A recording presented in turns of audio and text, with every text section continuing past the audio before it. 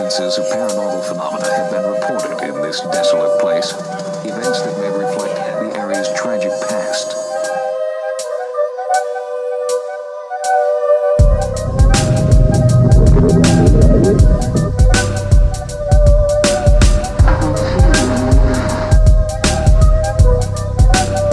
Whatever they are, whatever you call them, ghosts, spirits, shades, specters, apparitions, there is not a corner of the world they do not inhabit.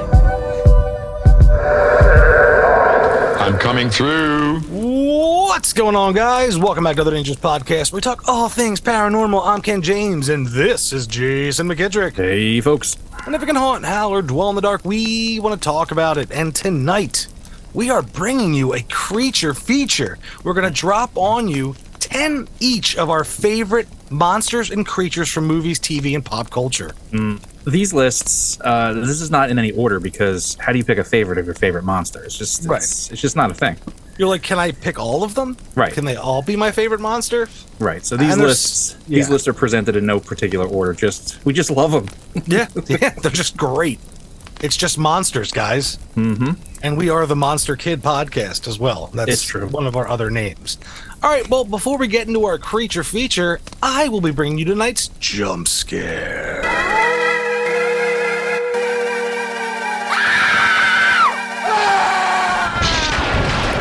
All right, thanks, Ken. Now, tonight we have a message from Cindy from New England. Okay, so Cindy says, I never really believed in ghosts, but I don't write off the possibility of them. Really, I've just never thought about it that much until that night. I live in a very rural area on a road the sheriff's office nicknamed Fatality Freeway. People go 80 to 90 miles per hour consistently down this 2-lane road that bends and winds and has no street lights or cell service for miles. As a precaution, I make a point to avoid driving on it at night. However, that night was unavoidable and I found myself on the road around 10:30 p.m. There is one major bend in a particular area that you need to go 20 miles per hour or you will certainly flip your car. I was going even slower on the bend that night with my high beams on. One part of the bend has a little jut out that is has a cross where someone had previously died in an accident. Tonight I was sitting in the jut out and there was this huge motorcycle.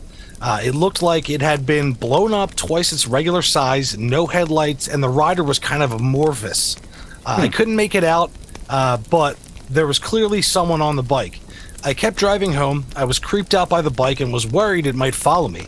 I also didn't immediately think it was a ghost, but as I tried to make sense of the size of the bike and the fluidity of the rider, it just kind of clicked. Once I got home, I googled the crash that happened at that cross, and the fatality was a motorcycle crash. Thanks, guys. Enjoy the podcast. Wow. Was that Cindy? Cindy. Thanks, Cindy. Immediately, I just think of that scene from Spawn when he uses his cape on the motorcycle and he turns into that big blade. That's what you saw. That's Cindy, what it was. you saw Spawn. It was Spawn. So Al Simmons himself. yes. Just got back from killing an ice cream man, and Yeah. it was wild. Come and get the clown, the violator. We are not sponsored by Todd McFarlane at all. We are not. No. Whoa! Something just crawled in here. What the fuck? Whoa! Tonight's haunted headline, but it crawled in here. What the? That's tonight's haunted headline.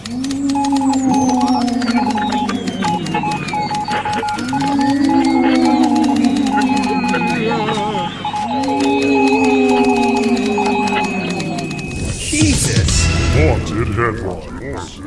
I don't even know. I don't are even you know what's okay? going on anymore. I'm all right. I just, this is what happens when people try to bring their emotional support alligator into the Phillies Citizens Bank Park. This is what happens. Now, I'm going to be completely transparent with you folks. We had another one lined up, but then I realized, wait, yesterday someone tried to sneak an alligator into a baseball stadium, and that is our wheelhouse. Yeah, that trumps anything else, man. Right? So this actually happened yesterday, so I had to bring it up. More than 31,000 people, were there to see the game. And, they went on to defeat the Pittsburgh Pirates, as they do. But that number of 31,000 people did not include an emotional support alligator, which was turned away at the gate before first pitch. You know what assholes, man. You know, let the guy in. Yep. I mean, as it turns out, his name is Wally Gator, is an emotional support animal for owner Joey Henney, according to the Philadelphia Inquirer. The animal even has a large social media following and walks around in public on its customized leash. Back in 2019, Henney spoke to the Inquirer about his relationship with Wally. And he said he struggles with depression, and Wally helped him cope with the loss of some close friends in recent years. Quote, my doctor wanted to put me on depression medicine, and I hate taking medicine. I had Wally, and when I came home and was around him, it was all okay. And he said, my doctor knew about Wally and figured it works, so why not? Yeah, right. Yep. So, yeah, I mean, you know, they gave him some peanuts and Cracker Jack. Hey. But for now, Wally and Henney will have to watch the Phillies playoff run from their own home or a reptilian-friendly establishment. Yeah, because CBP is not reptilian friendly. I mean, there might be some reptilians walking around there, but they're That's true. shapeshifted, so we don't know that they're there. But see, my take on that is that is his emotional support animal, but he also sniffs out reptilians, so he can't get taken by the shapeshifters. You know what I'm saying? Right. No Yeah. Illuminati hoaxes or anything going on over there. Yeah, no, I gotcha. No, yeah, he does sniff them out, and that's, you know, hey, man, if it does work, go for it, man. Yep. God bless him. And I mean, I'm sure it would work with the kind of the fear of getting your arm snapped off at any moment by your support animal, you know? Oh yeah, 100%. I mean, I don't know what those guys are up to over there. I mean, you bring an alligator to a game. I mean, you know, you could have a Ghostbuster situation. Somebody brought a cougar to a party and went berserk. Yeah. I mean, you never know what's going to happen. So Exactly. It'd be sick though if it like caught a home run ball if they let him in. You yeah, know? or let him in on Dollar Dog Night. Lots of food getting thrown on. That might have drove him into a frenzy though. A feeding frenzy, and then everybody's fucked. Yep. Everyone's getting bit. Yep. All right, Wally or Henny or whatever the fuck his name is. They're just there for some madcap fun. They're like a little dynamic duo over there, and you know what? Yeah. I'm here for it. Yeah, absolutely. I will take it. Yep. All right. And there it goes, crawling back out the room. See you, man. Sometimes they're slow deliveries. I mean, I didn't even see that one coming. It was like almost on my leg, and then I heard some hissing and some bellowing, and there's a fucking alligator in there. It's very, very similar to one of the creatures on my list that we'll get to. Oh, I know which one. Yeah, exactly. All right, so what we decided was we're gonna do. You know, we're here. It's spooky season. We're here. It's in the air. It's thick. It's chilly out. Love it. And you know, why don't we go over some of the movie monsters that made us, or the movie creatures that just fascinated us, and you know, we love to talk about. We want to go over it, and if we could have a movie with all these characters in it, it'd be like the Expendables of creatures. I'd take it. Right, almost like Cabin in the Woods, but even better. Exactly. If they can make a fighting game with all these guys in it, even better. Absolutely. Better. So, and we also had some stipulations we put on here, right?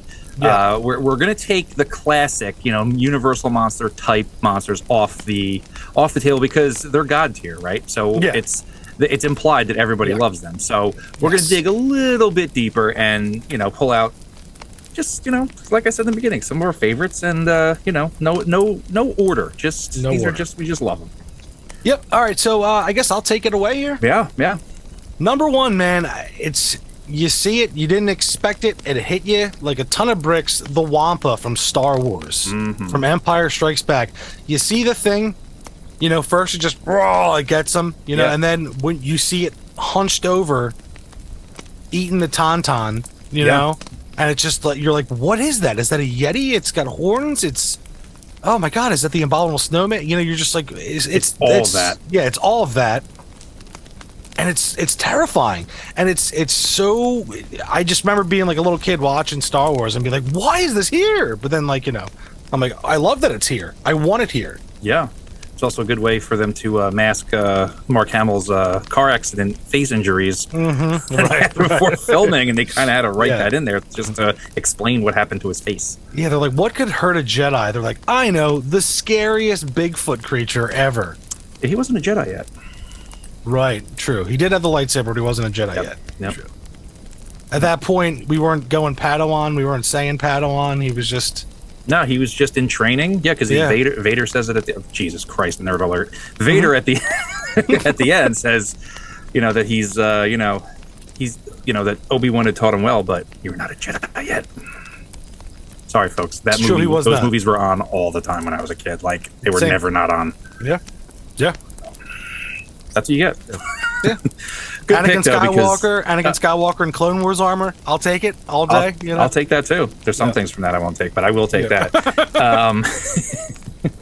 We'll save that for the Ahsoka cast. Yeah. No, man, that's a great pick because I remember the first time I saw that, same thing. I was like, Jesus Christ. And then when he chops its arm off, I was like, yeah. We're not fucking around with this monster. Yep. And how often, tell the truth, how many times did you hang off the side of your bed and then try to reach for a fictional lightsaber and try to use the Jedi mind trick to grab it? Like 7 times a day. Yep. I'll still do it at work. I'll be Yeah. like, if I can do this, I don't ever have to work again. Right. I mean, who If doesn't I can do that pull, shit? if I No. can pull this off, guess what? Yep. I write my own ticket now. You know? Yep. No, specifically, when I was a kid, I was in Catholic school, and I remember sitting there and I had the marker on my desk, and I was like, God, if you're real, let me move this. Let me move this marker. From like all the sightings, and all the shows, I'd be like, Yeah. telekinesis exists. It exists, and I'd be like, it has to, Yeah. and I'd like try all different techniques with my body. Like, Yeah. I don't know. Yeah. You gotta suck from your heart. Yeah. Yep. All kinds of shit. Just Force make it up. from the diaphragm. It's just, it was just the whole thing. Yeah. So Then you're like, maybe it's more mind, and you like put your finger on your temple and Yeah. stare real hard. Yeah. Yep. Just never happened for me. Nah, Clearly. Didn't pan out. Nice. Still trying though. I haven't given up. Every once in a while, man. Yeah. Every once in a while. Mm-hmm. Especially when you're under the influence of things. Yeah. Yep. Maybe it's this gummy that unlocks my force powers. I'm like, if I drink a case of beer, that should Yeah. unlock the potential. It should. I've been told it does. Yeah. I've heard it. Right. Yeah. All right. On to my first pick. So, if you know me, this is no surprise, but the Alien, aka the Xenomorph, Right. from 1979 Alien. I mean, one of the most unique creature designs ever. Yeah, God bless it. Yeah, God I mean, bless it. yeah, H.R. Giger was really doing the Lord's work when he put this thing together. I mean, we can't. I'm not going to go into the full story of the movie because we're just pulling some picks here. But such a unique design. It kicked off the whole idea of the biomechanical style of creature. Yeah. It looks mechanical, but also biological at the same time. The really interesting shape of the head, and there's a human skull in the front, but it's got the dome over it. Is it insect? Is it machine? Is it part human? And then just the way that they, the reveal scenes in the original, and I just loved it. And then it just carries on into, Aliens, and you have the little differences in there, and then the big queen alien, and alien at the end of Aliens, and like the dog one in Alien 3. It continues to be a source of inspiration for me. I do things every year for Alien Day, and it really is one of the most unique designs ever, and frightening too. I remember being terrified of the first Alien when I was a kid. So, Yeah, I mean, if you see that, like the first time seeing that, you're just like, oh, I could, because I was too young. I don't even think I was born, but like seeing it in the theater, and like that pops on the screen. yeah, People were gasping, dropping nuts. It was probably crazy. yeah, and then the infamous chest burster scene where people recount like, oh, they had no idea. Like people were like, we had no idea that was coming. And then just having like a fucking just a treat in the cinema. Having a good old time. Yep. So yeah, that's the top of the list for me, but not in any order. But just, Right. I mean, how could you not? I mean, it's just so classic, so unique, and honestly, still terrifying. Yeah. Yeah, man. Great pull. Of course, legendary stuff there. All right. Well, that takes us to my next pick here. Now, yes, this also is from outer space. I'm sure there's going to be a good amount of that on here. Yeah. And specifically the 1988 version of The Blob. Great movie. Dude, one of the just best watched it. remakes. Oh yeah, I'm probably going to watch that. One of the best remakes of a horror movie because the original was 1958. But this one, dude, it's just so good. Being a kid, I just remember being obsessed with it for a while. It's sort of those ones that just came along and like I was like, yeah, this is awesome. And the effects, dude, like Oh, they're so good. Oh god, the movie theater when it like funnels over itself and like, and then that scene where the guy's reaching out and it's got his face. Oh like, yeah, that's usually the image they show whenever there's like a promotional pic for it. Is that one? Right. Yeah. And I remember one of the things that stuck with me when I was a kid was that one young girl in the theater, and like she's there, and they go to turn her over, and like half her face, like half her body's gone. And I just remember being a kid, like she's a kid like me, you know. Like, That means no one's safe. yeah, exactly. And it's just such a great design, like or concept, like this meteor falls. Everyone sees this meteor fall, and like the homeless guy, the local curmudgeon's out in the woods, pokes it with a stick. It goes up his arm, and the one and what's his name? Dylan. Matt Dillon. Matt Dillon.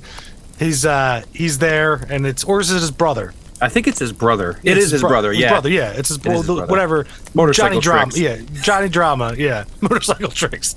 Yeah, he goes out and he's like, oh, you all right, buddy? And he sees the thing, and it just starts growing and growing, tear assing through this town in Pennsylvania. Yep, and I like that. I was liking that one, like the weird pinkish, purplish hue they gave the slime, Right. and like whenever there was like the scene, like they would bathe that light on the scene too. Just great cinematography there. Good stuff. And what one other part is like where it gets the girl, and the guy's like, "Oh, I guess I'm gonna grab some booby," and like it goes in and it gets him. He's like, "Oh yeah, she's sleeping. Perfect time to get my hand on some boob." And then it's like, no, the blob's there. Right. Very similar to a scene from the second Creepshow film. Yes. Good pull, man. Love Thanks, that man. one. That's my second, and go watch the remake now. Yeah, it's good times. All right, so my second pick is kind of like the chocolate to the peanut butter of the first pick, and that would be The Predator. 100. This movie, man, this movie has it all. Yeah. I mean, even if you took The Predator out of that movie, it would still be an entertaining thing. And if you go in that blind, actually, I heard about, this was actually pretty cool. You know, in the beginning, they show the spaceship? Yes. There's a rumor, I don't know if it's a rumor, if it's true, but there was a few runs in the movie where they took that scene out. So you don't know that it's an alien. Right. And some people said, you know what, the movie actually works better if you don't see that spaceship in the beginning, because you don't even know what you're dealing with. Is this an animal? Is this right? Like, you know what I mean? And I actually thought about that. I was like, you know what, that actually is pretty good, because it just completely unbalances you. You have no idea what you're dealing with. Yeah. But then the movie, we get some amazing stuff. You get, what was it, when you first know that it's something not human or even from this earth, is the glow in the dark blood. I was like, oh, that's awesome. Yeah.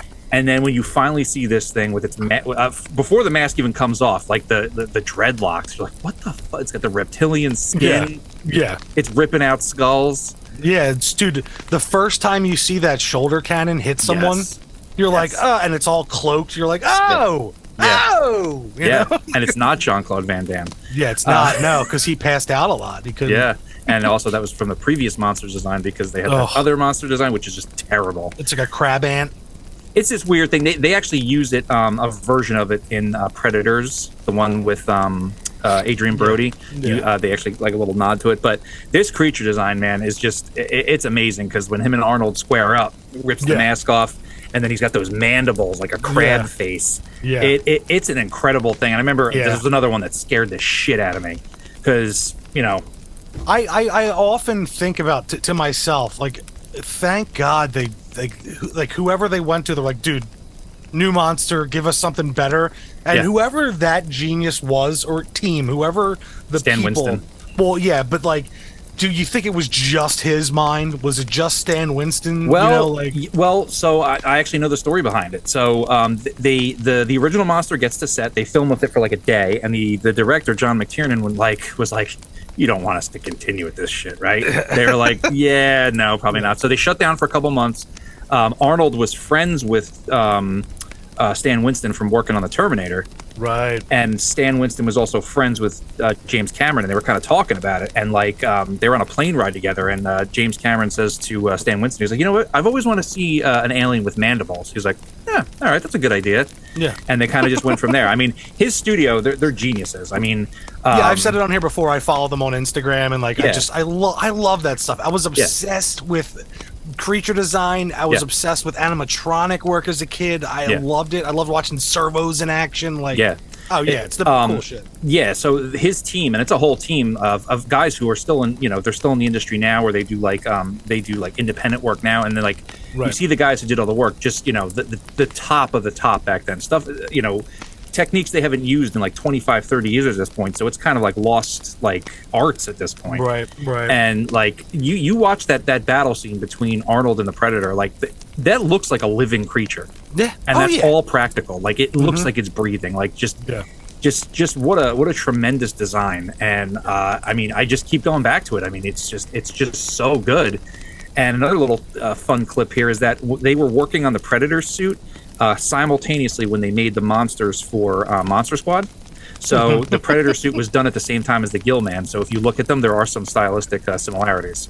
Okay. Yeah. Yeah. I can see it. I can Yeah. see it in my mind's eye. Yeah. So It's just that's almost. I think it's kissing God tier. You know, like. it's that and Alien are just they're just up there, and it's just Yep. they're equal, but they're like bananas and oranges. Like they're both great, but just different. And the movies with them teamed up aren't so great, but the designs still hold up, and I still find myself coming back to these movies. We were talking about this at work like last week, and I was just like, man, like, what an opportunity just squandered because of like current wants in Hollywood, like Crowbar and stuff in, and it's like such a bad missed opportunity to try to get certain actors in that they were pushing and stuff. It's like, dude, just go to look at the comics, or even just go to the game, the arcade game, and like just base it on that. It would have been a million times better. Absolutely. Anywho, no, those two franchises are kind of in the toilet right now. I hope they come back. They will. They'll come back. Yeah. Right. Did you mention Stan Winston? Because my next pick is one of his school's creations as well. Oh, yeah? It's the Cthulhu from the Relic movie. What? 1997. Look, you want to talk about a different kind of creature? Yeah. This thing, so let me give you a little story. So the Cthulhu is a chimeric creature combining aspects of fish, reptiles, primates, and insects. Its body is quadruped with a sloping back. Its backside is covered in muddy green crocodilian scales, and its underbelly has scales that are pale and flesh tone. A row of spines run down the back, as well as a dark brown mane on the back of its head, and another mane as the base of its thin but muscular tail. So it's so cool. It's got like the lion back and like. So the Cthulhu's head has two very small, shallow white eyes, exposed gums, angular fish-like teeth, and two pairs of tusks/mandibles. Now, there's a larger pair and a smaller pair. Now, when I went to the theater to see this movie as a kid, I was like, what the fuck is going on? Like, and for those who haven't seen the movie, of course, I would love you to go see it, or not in the theater, but go watch it. Yeah, it's basically, there's this what is he? He's a doctor. He's a anthropologist, and he goes into this village in South America. He drinks the magic juice. Yeah, exactly. And some like ritual thing going on. They give him this juice that starts turning him into this creature, and it's just one of those movies that like came out of nowhere. Tom Sizemore is your hero. Like, as a fucking as another Joey Bag of Donuts kind of fucking cop. Cop. He's just Going through a divorce. Yeah, he's a cop. Course. Imagine like a taller John McClane that like is way less active. You know? Right. Like fuck that. Nah, cigarettes and coffee. That's it. Exactly. And then one of my favorite parts of that movie when the guy's like, maybe he was having a little pot on the pate, you know. But this then monster he gets ripped in half. Yeah. This monster, it eats like their brain stem, like a Yes. part of the brain out. The hypothalamus or something. Yeah, right. And Yeah. it's dude, it's so cool. And you get like these scenes of like I'm looking at the picture right now and I'm like, this thing's fake, but I'm like, it looks real. Like Yeah. they did such a good job of the design, the way they like went through and like just put all these different beasts together and creatures. Yeah. I love it, man. It's a good movie. I mean, it gets beat up a little bit because it has some like early CGI in there that doesn't really hold up so well. There's a couple Yeah. shots of the creature like From like the that- side. Yeah, when it and does it- yeah. and it doesn't look so great. But I like that movie. It's kind of, you could tell they were trying to like, you know, riff off of that Jurassic Park vibe, like you know, Yeah. modern technology mixed with like ancient creatures kind of Yeah. thing. Like it definitely has that kind of like, you know, that flavor to it. Right. But no, man, I always love that design too. Yeah. It was a cool movie, and you know, if it's on or I see that it's, you know, streaming or something, I'll throw it on. It's Oh, hell yeah. entertaining. Yeah, I mean, look, it's 97, and it's like, it's not a huge budget movie. It's not like, you know, it isn't like Jurassic Park, or it isn't like any of the other Right. Steven Spielberg style movies you get. So for them to land this creature and nail it, to what I think they nailed this creature, like, dude, it's just like, that's why the movie is so good. And I know the CGI messes up a lot of times, like especially the scene when it's on fire and it's reared back and like it coming down the hall. But like when you see the thing and all the practical effects, Yep. if you're an adult now, like you go and you just Google it and you just look at the pictures of the design, you're like, this is fucking wild. This thing's fucking nuts, man. Like, But no, it's Talk- great looking. talk about a nightmare. Like to see this, if like this existed, this is like high nightmare. This is like, Oh yeah, this is high is strangeness. yeah, right. High strange is nightmare fuel. No, it's great, and I like that scene also where like they're putting together the stone idol, and as they put the head on, like it's like kind of like it starts like coming out, and it has that like wheezing breathing that it does. Awesome, I love it. It's a good creature flick. I mean, I don't hear nothing about, you know, oh, I didn't like this in the acting or this. No, Whatever. we're here for the monster. Whatever. And the main chick in that, she's one of those always crying actresses. Penelope Ann Miller, yeah, Yeah, she's Big always Top Pee Wee, Yeah, right. She's always got that like I'm always yeah, frantically crying. yeah. I think she nailed it. And it has that little old lady that was in a lot of stuff back then. Oh yeah, both of those women were in Kindergarten Cop. There you go. Yes. Yes, and then you have Brooks from Shawshank Redemption. Yes. These are all the connections. We are would all- kill 7 Degrees of Kevin Bacon. We would Oh, destroy. absolutely. Hollow Man was on a work earlier. So Woo! that was a laugh riot. Sure was. All right. On to my next pick. No list about movie monsters would be complete without John Carpenter's The Thing. Yes. This is, whenever you start talking to, you know, people about, greatest monster ever, people will either mention The Thing or Alien. It's usually what it comes down to. The argument usually comes down to the two, and I can't settle that argument because they're both incredible, but The Thing probably has the most spectacular creature effects, practical creature effects by Rob Bottin ever. I mean, this movie still fucks people up. Like, you know, you have people that watch it for the first time and they're like, what the fuck? Yeah. Like, you're just not ready for it. Because there's nothing like it. There still No. isn't anything like it. They still No. can't get that, like, and also because it changes throughout, Yeah. you know?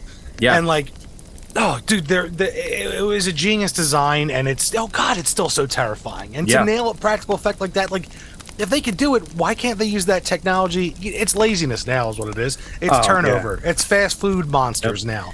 It's a You know? shame too because like they had that prequel which was filmed with practical effects, and then Yeah. they decided like halfway through the production, now we're just going to do computer. And now you watch that, and because the computer effects are dated, it's like, why didn't you just stick to practical?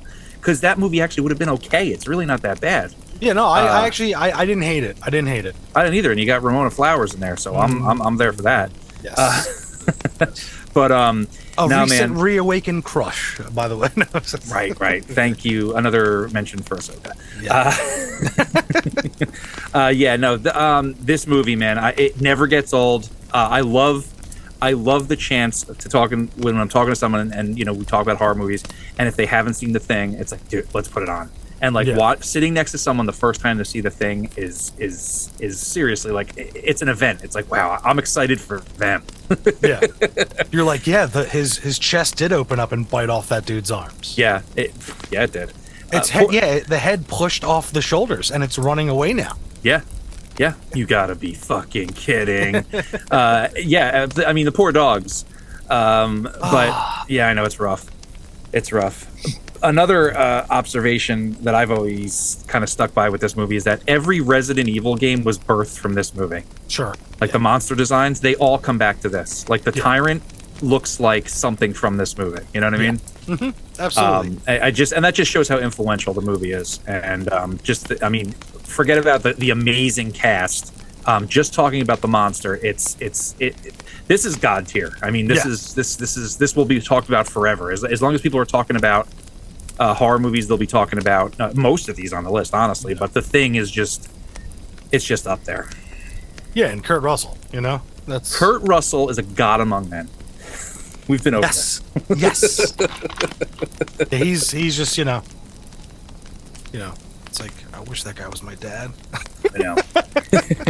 Everything about that movie is perfect. Ennio Morricone score, the poster, the creature designs, the cast, everybody in it's awesome. I can't say. Yeah, Ken's showing off the NECA toys. I have them as well. They're always next to me. I just had to break them out. They're so good. Yep. And I have what is it? It's this winter. I think that the dog creatures ones are coming out. So that's a must. And we will have them. Yeah, I need them all. Yeah. Yes. All right, buddy. What's next? Well, of course, that was a magnificent pull. All right, talk about the first time seeing something and not expecting it and kind of hitting you. Another one of those movies that just came out of nowhere. 2005, The Descent, The Crawlers. Ooh, yeah. Yeah. So this movie, first of all, hits you off with a good amount of claustrophobia and spelunking in the beginning.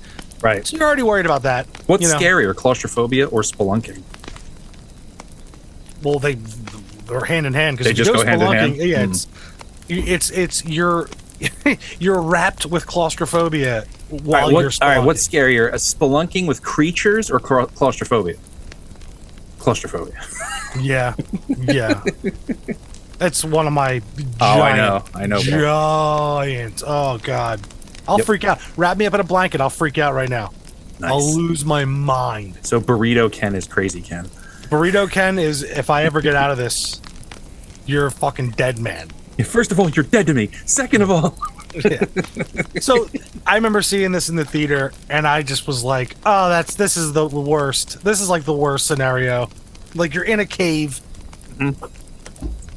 It's just you and your bitches, Yeah.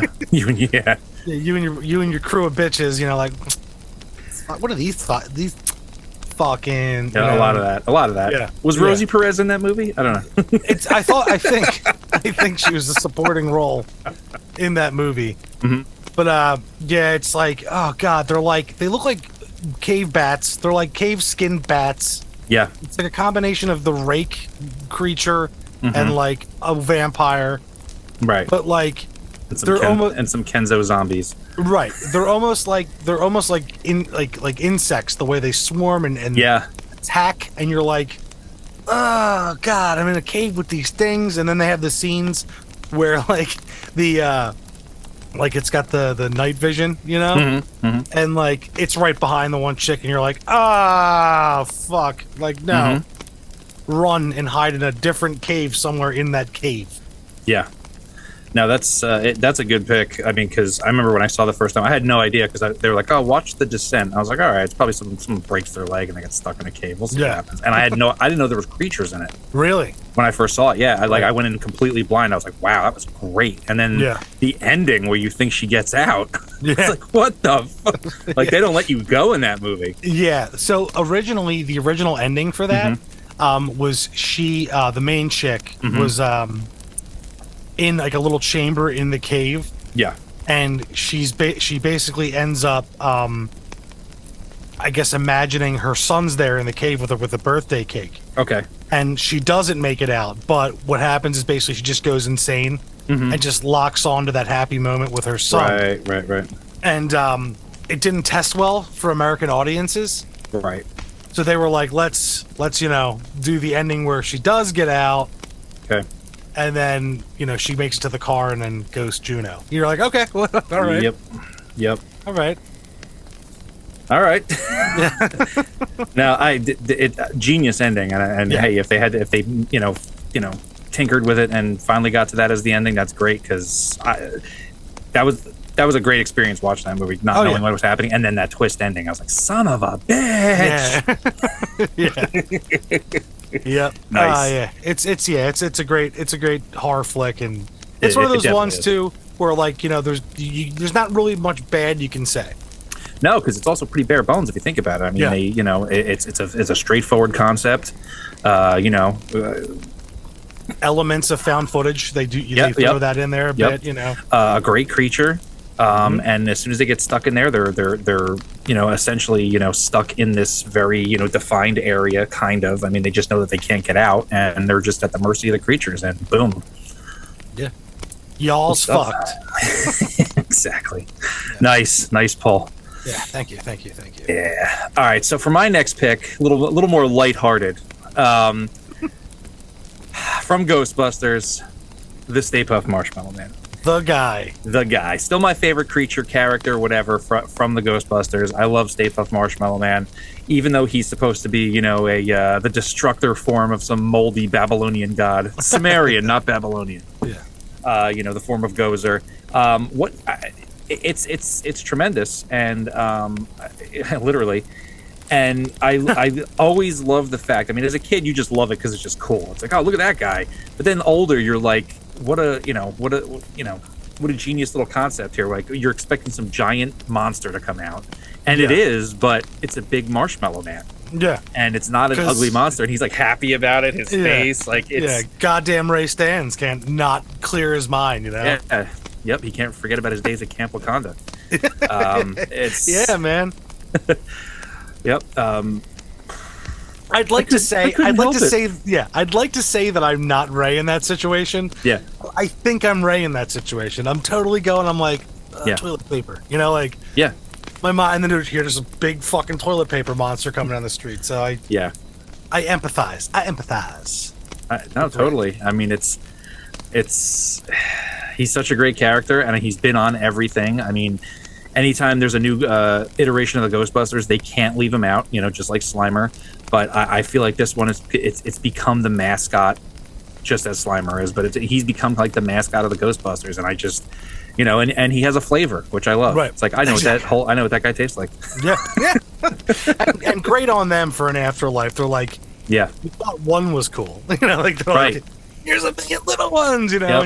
And I'm sure there's going to be more of those guys coming back for the next one because they're like essentially they've replaced ectoplasm with liquid marshmallow. Right. If you think about it, like now there's not. Yeah. So I'm interested to see what they do with it. Going forward. Yeah. And this his design. I think everybody knows he's a combination of the Pillsbury Doughboy and Bibendum, who is the Michelin Tire Man. Yeah. He's a combination of the two. So I love it, and I love Peck getting covered in 100 pounds of marshmallow, which he got a neck injury from that scene, which I love. I mean, worth it, right? Well, 100% worth it. I can't wait to see him in the new one, man. I'm so happy he's back. Oh yeah, no, that'll be fun. But who knows when that's going to come out? Now that everything, well, things are back on track, aren't they? Yeah, they the writer's strike. They've come to an agreement, so it's like they're going to pay them just directly in children's blood now. Yes, yeah, right. And adrenochrome. You all get flown to the island. Right. Yeah, they take you out there. There's it's 747s now. It's not just private jets. Right to Moloch. Yeah, right to Moloch. Nice. 10 points, Gryffindor. What's his name? Oh yeah, Dumbledore. Dumbledore 2. Dumbledore 2 is gone. The better one. Sorry, Richard Harris. Yeah, no, Michael Gambon passed away today. It's a shame. I mean, he's in a ton of great movies. Yes, he is. I also really appreciate his role in as Baltus Van Tassel in Sleepy Hollow, and a slew of other. There is a conspiracy here, and I will seek it out. Yep. Yeah. R.I.P. Michael Gambon. R.I.P. Yo. Yep. But yeah, that's had to mention Stay Puft. I mean, what a great character. I mean, absolutely. And just so just amazing. I wish but I never got my hands on the plush one when I was a kid. It's a shame. Sorry, buddy. I'll have to get you one. I'll have to get you. It's not cheap. Yeah. Well, it'll be a refurb. It's not going to be one of the old. It'll be a modern plush. Thank you. Sir. All right, man. Great pull. Obviously, are both of while you started talking about that, both of our Ghostbusters tattoos started lighting up. Yeah. So, yeah. All right. So on to my next one, and this is a very specific time frame. Michael Myers pre-2002. Yeah. Everything after 2002, Michael Myers, and that's when Resurrection came out. Pre getting kicked out the window by Busta Rhymes. Busta Rhymes, yes. Okay. Pre getting your ass handed to you by Busta Rhymes. Could we drop a clip of his We've final done it words? before. Let's do it again. Right here. We've done it before, and here it is again. What can you tell us about Michael Myers? Michael Myers is not a soundbite, a spinoff, tie-in, some kind of celebrity scandal. Michael Myers is a killer shark, baggy-ass overalls. He gets kicks off of killing everything and everyone that he comes across. That's all. Yeah, folks. Canonically, that's how. Still, even with those new movies, canonically, that's how Michael Myers met his demise. Yeah. Yep. Yeah. Mm-hmm. Son of a bitch, man. And like the coolest part about Michael Myers was the mystery. Was like we don't know so much about him. He's the best parts were the him and Loomis connection. The idea that this guy is still trying to just like figure out what's going on with Michael, and then He's like just pure evil. Yeah, exactly. And he gets to the point where he's like, I have to put him down, and then shoots him in the eyes, and Yep.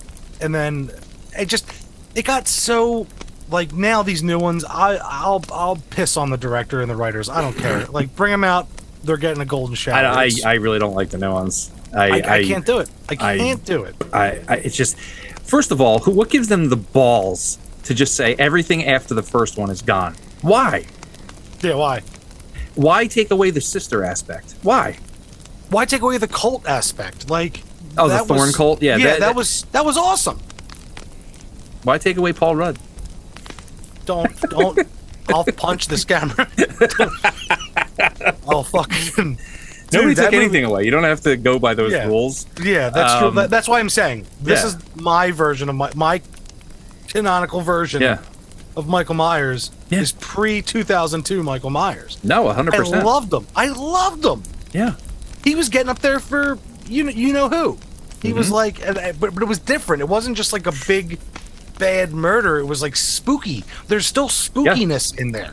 Yeah, they injected more mystery by him not just Exactly. being a psychiatric patient. He's, hey man, The Shape, baby. the shape, because it's not a man. It's the shape of a man. Nope, I love it. And my Halloween tradition, since I can't tell you how long, is to watch the first two back to back. Yeah. And Because remember they are a complete experience. in The Curse of Michael Myers, with his sister when he finally catches up to her, Yep. and he just, you think he's gonna reach out when she's on the farm tool. Oh, you mean his niece? Oh, it was his niece. I'm sorry, his niece. Yeah. I'm sorry. Yeah, his niece. And like you think, and he's just like, nope, flunk even harder on there. It's like, yeah, that's what I want. Yeah. Give me that. Yeah, come on. Come on.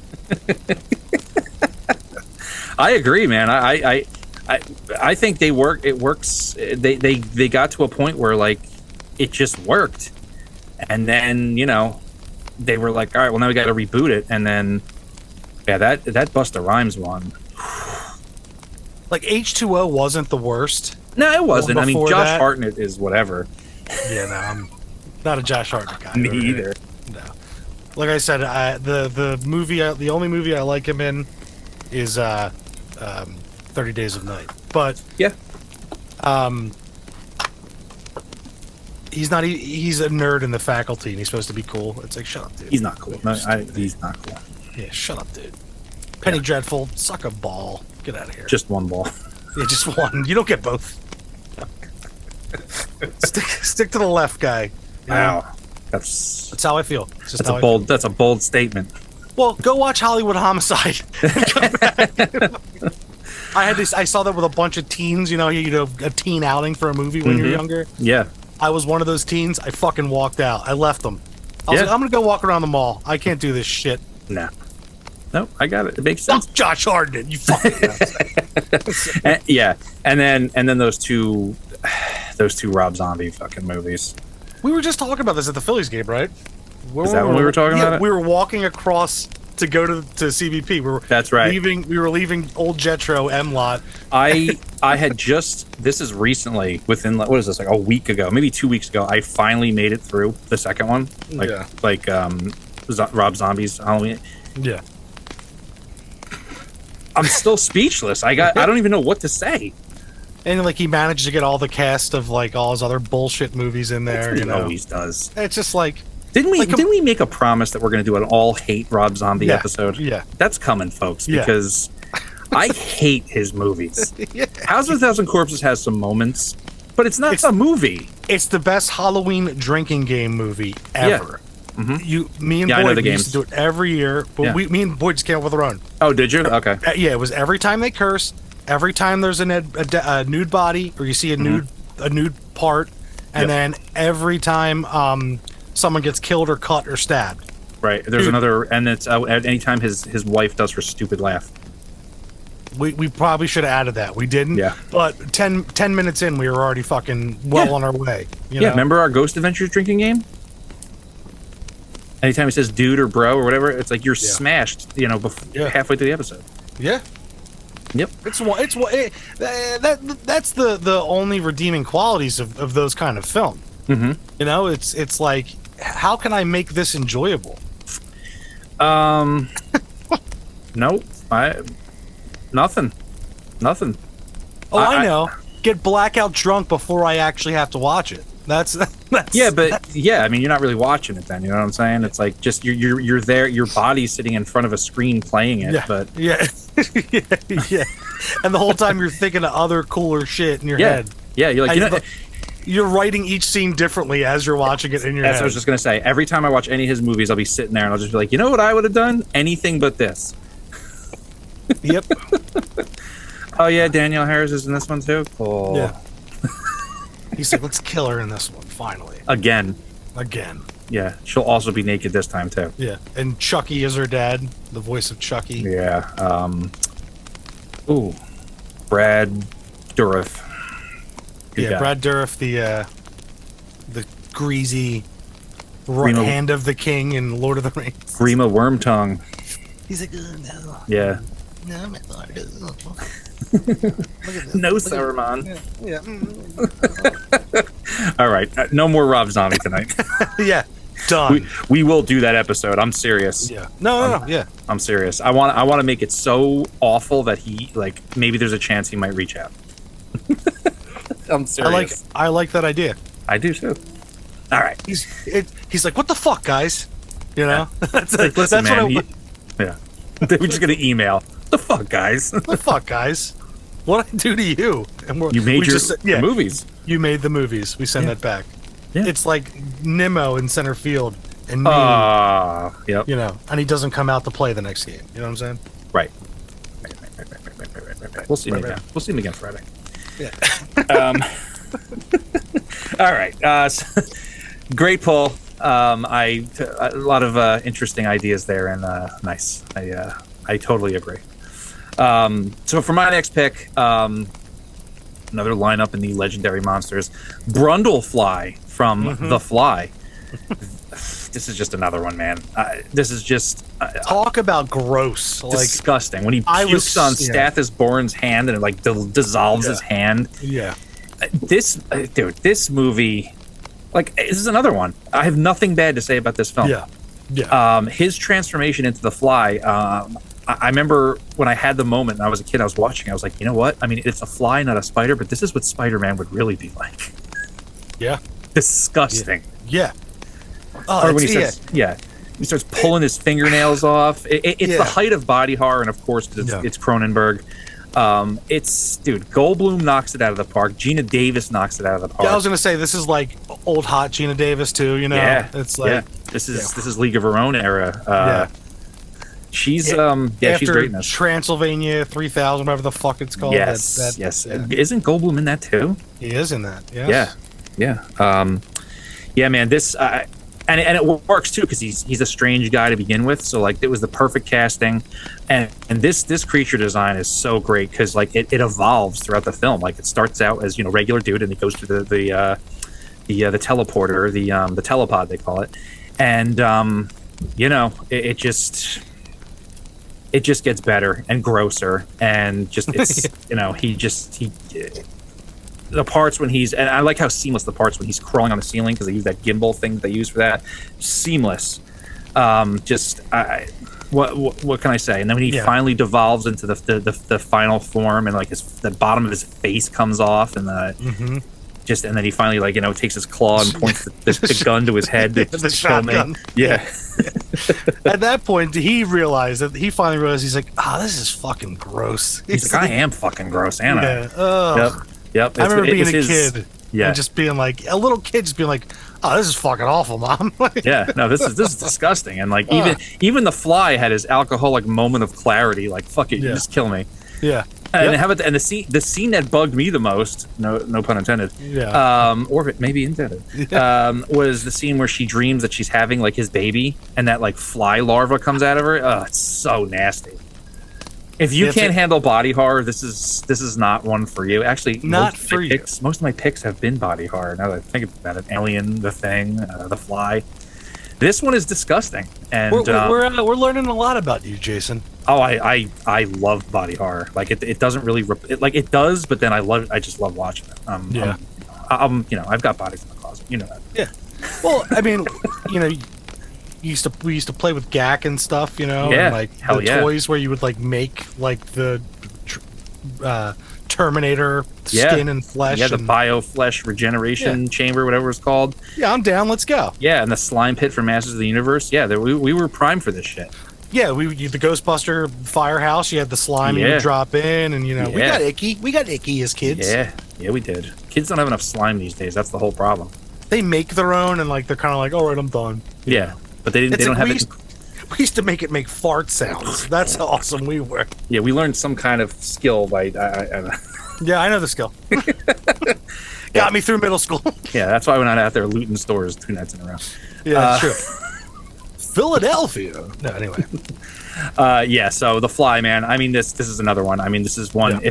If this was on every day, I would sit and watch it every day. This is another one that's just God tier. The thing is, too, it doesn't get the praise it should as a creature. The movie, it's always well respected, but the creature itself, just because it's so gross, doesn't get the they're like, oh, let's talk about Jaws some more. Like The Fly is it's gorgeous and it's disgusting, gross, drippy, hairy, janky, jangly, design, and I'm here for it and I love it. Thank you. No, man, it's great stuff. I mean, and the creator of the creature effects in this, Chris Wallace, worked on most well known for The Fly and The Fly 2, featuring Eric Stoltz. Also, he's the creator of the Gremlins, which that's amazing. Hell and then he's also well known for the scene in Raiders of the Lost Ark when the Nazis melt from the when they open the Ark. Yeah. So he did that scene too. So that's why we're getting some. One of my hot takes. I like Gremlins 2, the new batch, way better than part 1. It's not even like they're not even like the same type of movie. Right, Gremlins 2 is insane. Exactly, and it's because I was so young at that time. The whole movie was an action figure playset. You know what I mean? The whole time. Yeah, it was meant to sell stuff, and Key and Peele covered it quite well with that one skit. Oh my god! But that almost made it to my list because the scene in the original Gremlins when Stripe melts at the end. Yeah. That got me, because before we were recording, I was talking to Christina. I was like, "What are your favorite monsters?" And she rattled a few off, and she was like, "Oh, what scared me the most was when Stripe melted." And I was like, "Oh yeah, good call." But it's like that. It almost looks like cheese. Like he's just it's stringy, so gross. Yeah. So gross. Yeah, totally into that. Yep. What do you got next? I'm bringing a big boy in, Bring it in. Dude, one of the first things my dad, made me watch as a kid. And I'm talking, I'm like 2 maybe. Mm-hmm. Dude, the Graboids from Tremors, man. It's their talk gross when they get like hit and their mouth comes out. It's got the Yes. slime on the lower mandibles. Very that open. slimy. I Yep, appreciated that. You got the tentacles too that come out. So at first, the genius with that movie, besides Kevin Bacon, young Kevin Bacon, Uh-huh. fresh off of trying to regain his manhood from Footloose, is Okay. I don't know. I just that was a riff, guys. Take it or leave it. I'm sure you guys love Footloose, but the genius is you first only see the tentacles, right? And these people are so scared, and you got the guy that died, the up on the pole, the worker. Yeah. And you get that scene with the car, dude.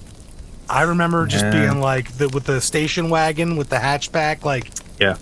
and it drags the husband in first, and the wife's in there, and it pulls it down. Yeah. And like, for some reason, when we were younger, quicksand was a really scary thing, and we always Yeah. heard about quicksand. Yeah. I always thought it was going to be a problem. Yeah, we did, and it never turned out to be a problem.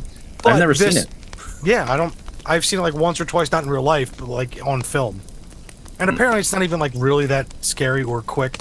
But I remember this playing off that fear that you could just get randomly sucked into the ground.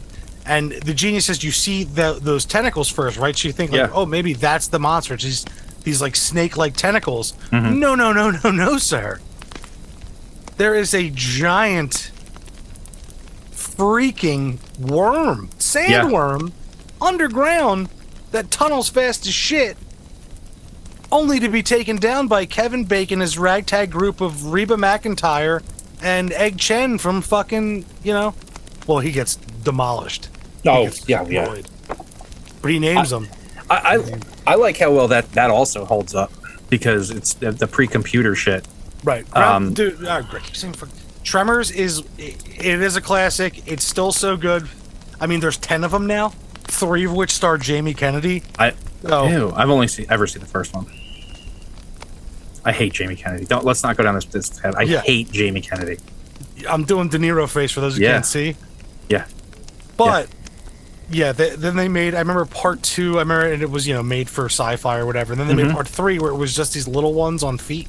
Oh yeah. I saw the designs of those, but I never saw any past the first one. What's his name? Dale, who was Reba's husband. I forget that actor's name. Tim something or other. He was like the guy up until like part 5, who was the main guy. Yeah. And then they like switched to Jamie Kennedy for a while. Ridiculous. There's a prequel that Jamie Kennedy's also in, and he plays like an ancestor of his cat. It's nuts, dude. It's nuts. Earl, R.I.P. The guy who played Earl in it, he passed away. He was awesome. Him and Kevin Bacon's team up in that was just great. That was the whole cast of the original is just so good. It's good times. No, I'm a fan, and the design of those creatures is really great. I mean, just like like the multiple beaks that kind of like come together, and then like the tentacles that come out. It's just a great design. Yeah. And the last thing I'll say, you get to see one of like fully, not just they blow the shit out of one with an elephant gun, but and then it explodes in all the slime. Yeah, the first time you see that's so awesome. And then the delight of watching the one get chased off the cliff. Yes. Like underneath and just smashing. They just dropped this, sack of worm shit that was designed, and they just smash it into the ground. Yeah, it's bad. One of the best, most satisfying monster kills in a movie. So it has to be up there for me. I love the graboids, and that's all I'm going to say about that. Yeah, man. Hey, as a kid that played with, a monster kid who played with a lot of slime toys, of course it's up your alley. It's got to be. Yep. It's got to be. That orange, and it was my favorite color. It was like that orangey. I was like, yes. Like, and I like the desert grit that movie has too. It's got that, totally. Yeah, you got the cool. barbed wire and like hopping on the huts, and everything just gets like torn down as it runs through. I'll never forget, and this is kind of like a little sidebar. I was talking to somebody before, and I was like, "Oh, did you ever see Tremors before?" They're like, "Yeah." And they start describing the movie Holes with the young Shia LaBeouf, and I'm like, "What are you talking about?" I was like, "What movie are you talking about?" He's like, Sigourney Weaver, John Voight. And then so I had to like look it up. I'm like, no, that's Holes. I'm talking about this movie, Tremors. Like, it was one of those random. It was the fuck was that? someone I didn't even know it. We were at like a bar and like we're hanging out with like friends of friends, and this person was talking. We just started talking about horror movies. I'm like, and I just looked at him for a second. I thought he was fucking with me. I have like a feeling you're protecting someone right now. Are you protecting I couldn't someone? even. Someone back in Jersey, I couldn't even tell you their name. He was at Hooks one night. We were doing our thing, and like he was like a friend of a friend, and like I looked at him for a second. He was not kidding. I was like, no, man. I think Holes. I was like, this is like a Nickelodeon movie. I'm like, what the fuck? Yes, it is. Yeah. And they do a rap at the end through the credits. Yeah, that's I'm like, Holes. how did you mix these two up? Other than that, there's holes in the ground. And there's kind of a desert also. He's like, they eat onions, right? They eat onions. I've never seen Holes, so I had no fucking idea what he was talking about. It was so funny. What a fucking wild cross. It was so nuts. And he heard desert, and he was just like, oh, no, I saw that. Hole. They come out of holes in the ground. And I think because I said holes, he immediately went to that. And what was hysterical is he had never seen Tremors, but I had never seen Holes. And and after that, I made my way to the other side of the bar. Dude, that's a fucking skit. Like that's two guys like you're both talking about. You think the whole time the same movie. Yeah. And then the guy's like, "Oh, the best part is when the lizard bites," and you're like, "Wait, what?" There's no lizards in this movie. Yeah. He's like, perfect. "Tremors." Yeah. Shia LaBeouf. No. There's a kid named Zero. You know? And I look at him like Transformers. No. It was literally like a 5-minute conversation, but it was hysterical. And then he was friends with my friend Neil, and I was like, "What's up with your boy over there?" He's like, "Why?" And I told him the story. He's like, "Yeah, don't talk to him." I was like, "All right." What if he was like, "Yeah, no, Tremors with Shia LaBeouf and Sigourney Weaver," right? He would have got chopped in the throat because we're on a different level. Yeah. Thank you. Yeah, you're welcome. You're welcome. All right, on to my next pick. We should just do an episode on holes.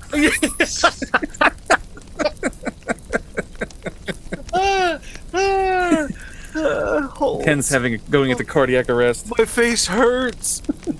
Oh god, that's such a funny coincidence. Yeah, it was so weird. It was just like, it was just one of those times where you look at someone, you don't know if they're joking or not, and then you find out that they're not joking, so then you start to get a little bit scared.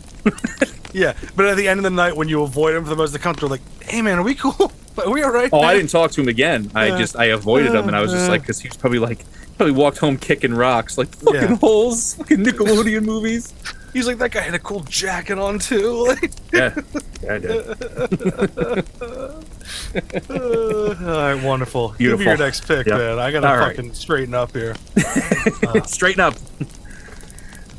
Yeah. So for my pick, going a little off the path here, but mine is No Face from Spirited Away from 2001. You ever seen this? No, but I hear great things. I literally it always pops up on things that I'm supposed to watch, and I do just yourself a favor, because first of all, this movie is therapy.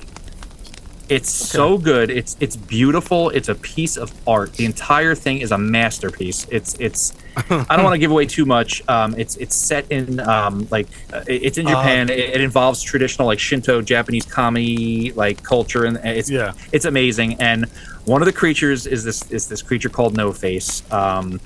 And man, I've seen the visual. I know the visual. Yeah. I know the visual. Yeah, I don't want to spoil too much, but it's this empty creature that tries to trick people. And wait, no. Was this?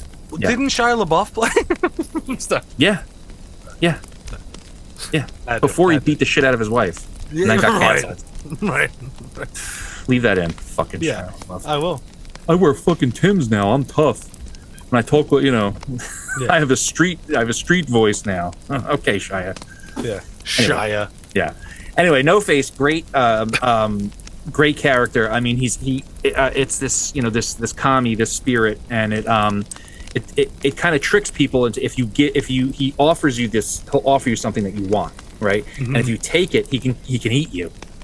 All right, and all he really wants when you get to the end of it is all he really wants is a friend. He just wants friendship. This thing that's not material. It's this thing that you can only earn. It's a non-tangible thing. Yeah. This movie, you're gonna cry, by the way, if you watch it in like a delicate state. This movie is amazing. Sure, I'll probably cry. Dude, I teared up at Hell's Kitchen last night. Yeah, it'll happen. Yeah, I just Yeah, I just realized something though while we were recording here. When you said that he can eat you, I made a face. Yeah. I realized that I look like one of the heads on the cover of Scary Stories to Tell in Dark Part 3. You also look like one of the heads in Spirited Away. There's 3 green ones. Look at that. Look at that. Yeah, I know which one you're talking about. Okay, Ken. It's October. Yeah, this. Am I morphing into this thing? Yeah. Wow. Yeah. Okay. All right. Spooky season, bro. You're right. Anyway, he turns into this giant creature that also takes on the voice of this one character, and like he gets filled up, and he becomes this disgusting monster. And the main character, Chihiro, who is named Sen, once she gets to the spirit side, you'll see it's amazing. Yeah. She doesn't want his gifts, and it drives him nuts. And then she eventually cures him and gives him this medicine. It's a whole thing, but the design is amazing. It's very involved. It's very involved. It is. It's very involved. There's a lot of metaphor in the movie, and it's a very heartfelt tale. But it's one of Miyazaki's films. I should have said that, but I really like the design. All the creatures in this movie are great, but I always like No Face for it's just a very complex character, and then how gross it turns once it eats all these people. It eats like numerous people, and then they're giving him all this stuff, and he's exchanging it for gold. But the idea is that the gold isn't real. Like once he loses his powers, it's just he's been giving them mud essentially. It's a great character, and if you've seen these movies, you know what's up. I could have It always shows up on the list of like the 25 best ghost movies. Oh, does it? Okay. It always shows up on those lists. Right.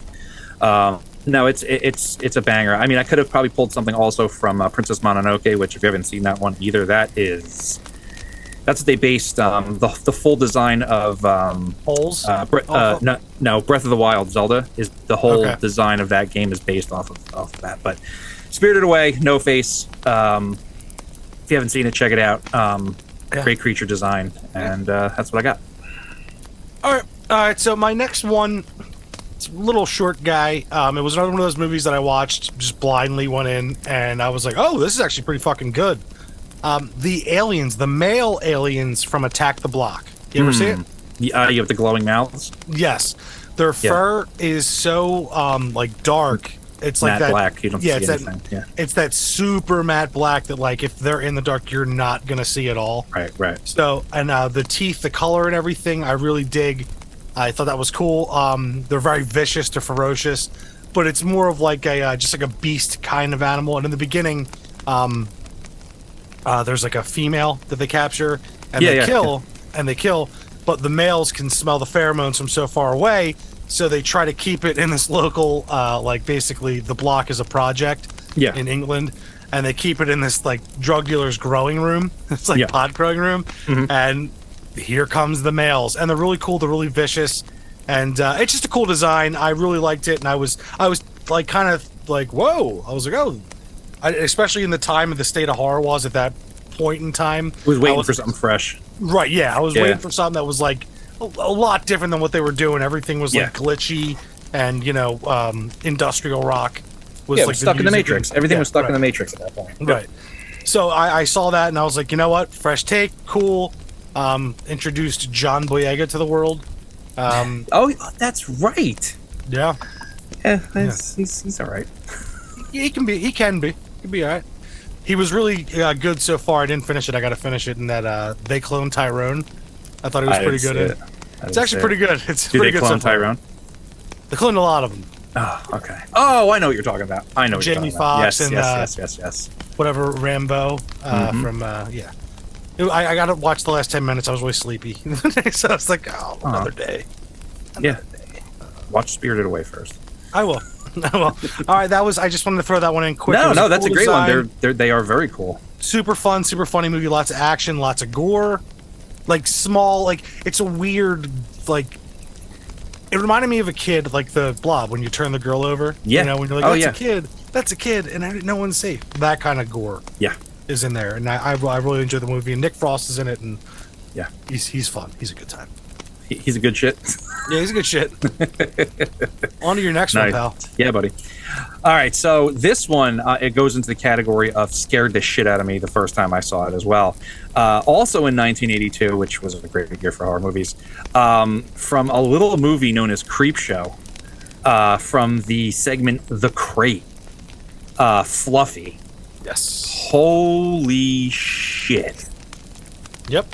First of all, this aired on regular TV, the full movie.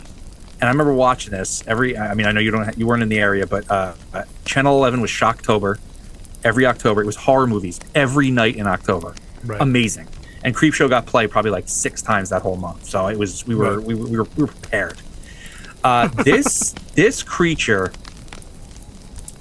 out of context, kind of looks goofy, but when you're a kid and like when you're first seeing this and they pop the crate open and all you see is hair and teeth, holy shit! And that poor janitor gets his arm caught in there. He's getting ripped up, blood's pouring out of him. The professor's losing his fucking mind. It's great 80s movies. It's just great 80s segment. It's like it's everything you wanted. It's the lighting, the red and the blue, like makes it looks like a comic book. Yep. You got the whole it's stuck in a crate that's been under the stairs for what? How is that thing still alive? I mean, who cares? We don't care. We just want this thing to just rip some people up. We talked about that on the Creepshow episode, and I think that's the point we came to. We're like, who the fuck cares? Yeah. It's an awesome monster in a fucking crate. Right. Exactly. Why explain it? We just know we got a monster here and he's fucking shit up. The janitor gets destroyed, then you get the professor losing his mind. Then he goes and gets one of his students, right? Yeah. And like he brings him down. He's like, wait, what is in there? And then he comes out and gets him. He hits him. Did he hit him with a hammer? And then the creature's like, you motherfucker! Like turns around and rips him up again. Yeah. Yes. And then it's using the crate as like its lower body to crawl at points. Yeah. Like, yeah. Yep. Yeah. And then he finally brings his wife Billy, Adrienne Barbeau, and stacked wife. Yeah. Well, she was she was known for it. Yep.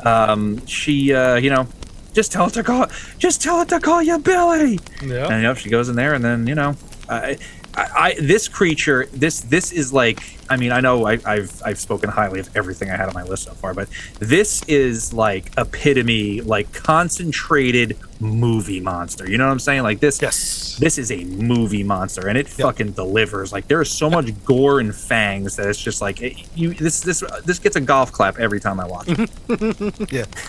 So it gets one of these for me. I go like, nice.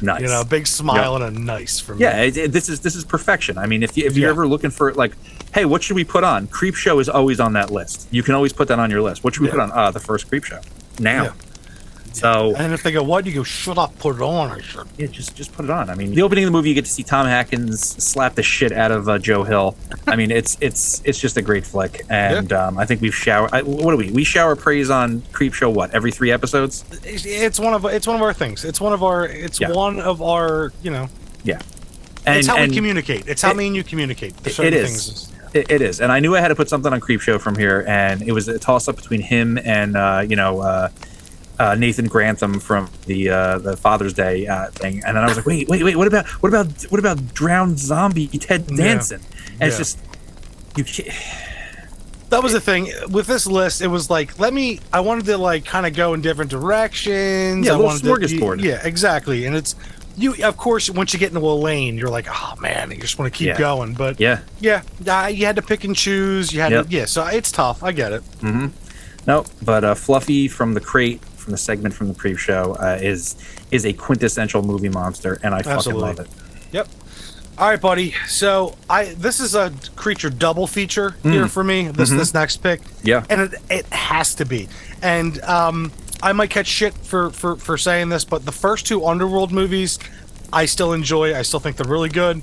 They have their moments. Yeah, cool creature design. Some of the actors, especially the one dude who's I forget the head of the house. What's his name? Who cares? That's his name. But part 2, Marcus and William Corvinus. Yeah. Now, like, so the Corvinus gene is basically in these movies what spawned, the Lycans and the vampires, because they were both the children of Thomas Corvinus, and something like that. Something like that. And basically, he had this immortal gene.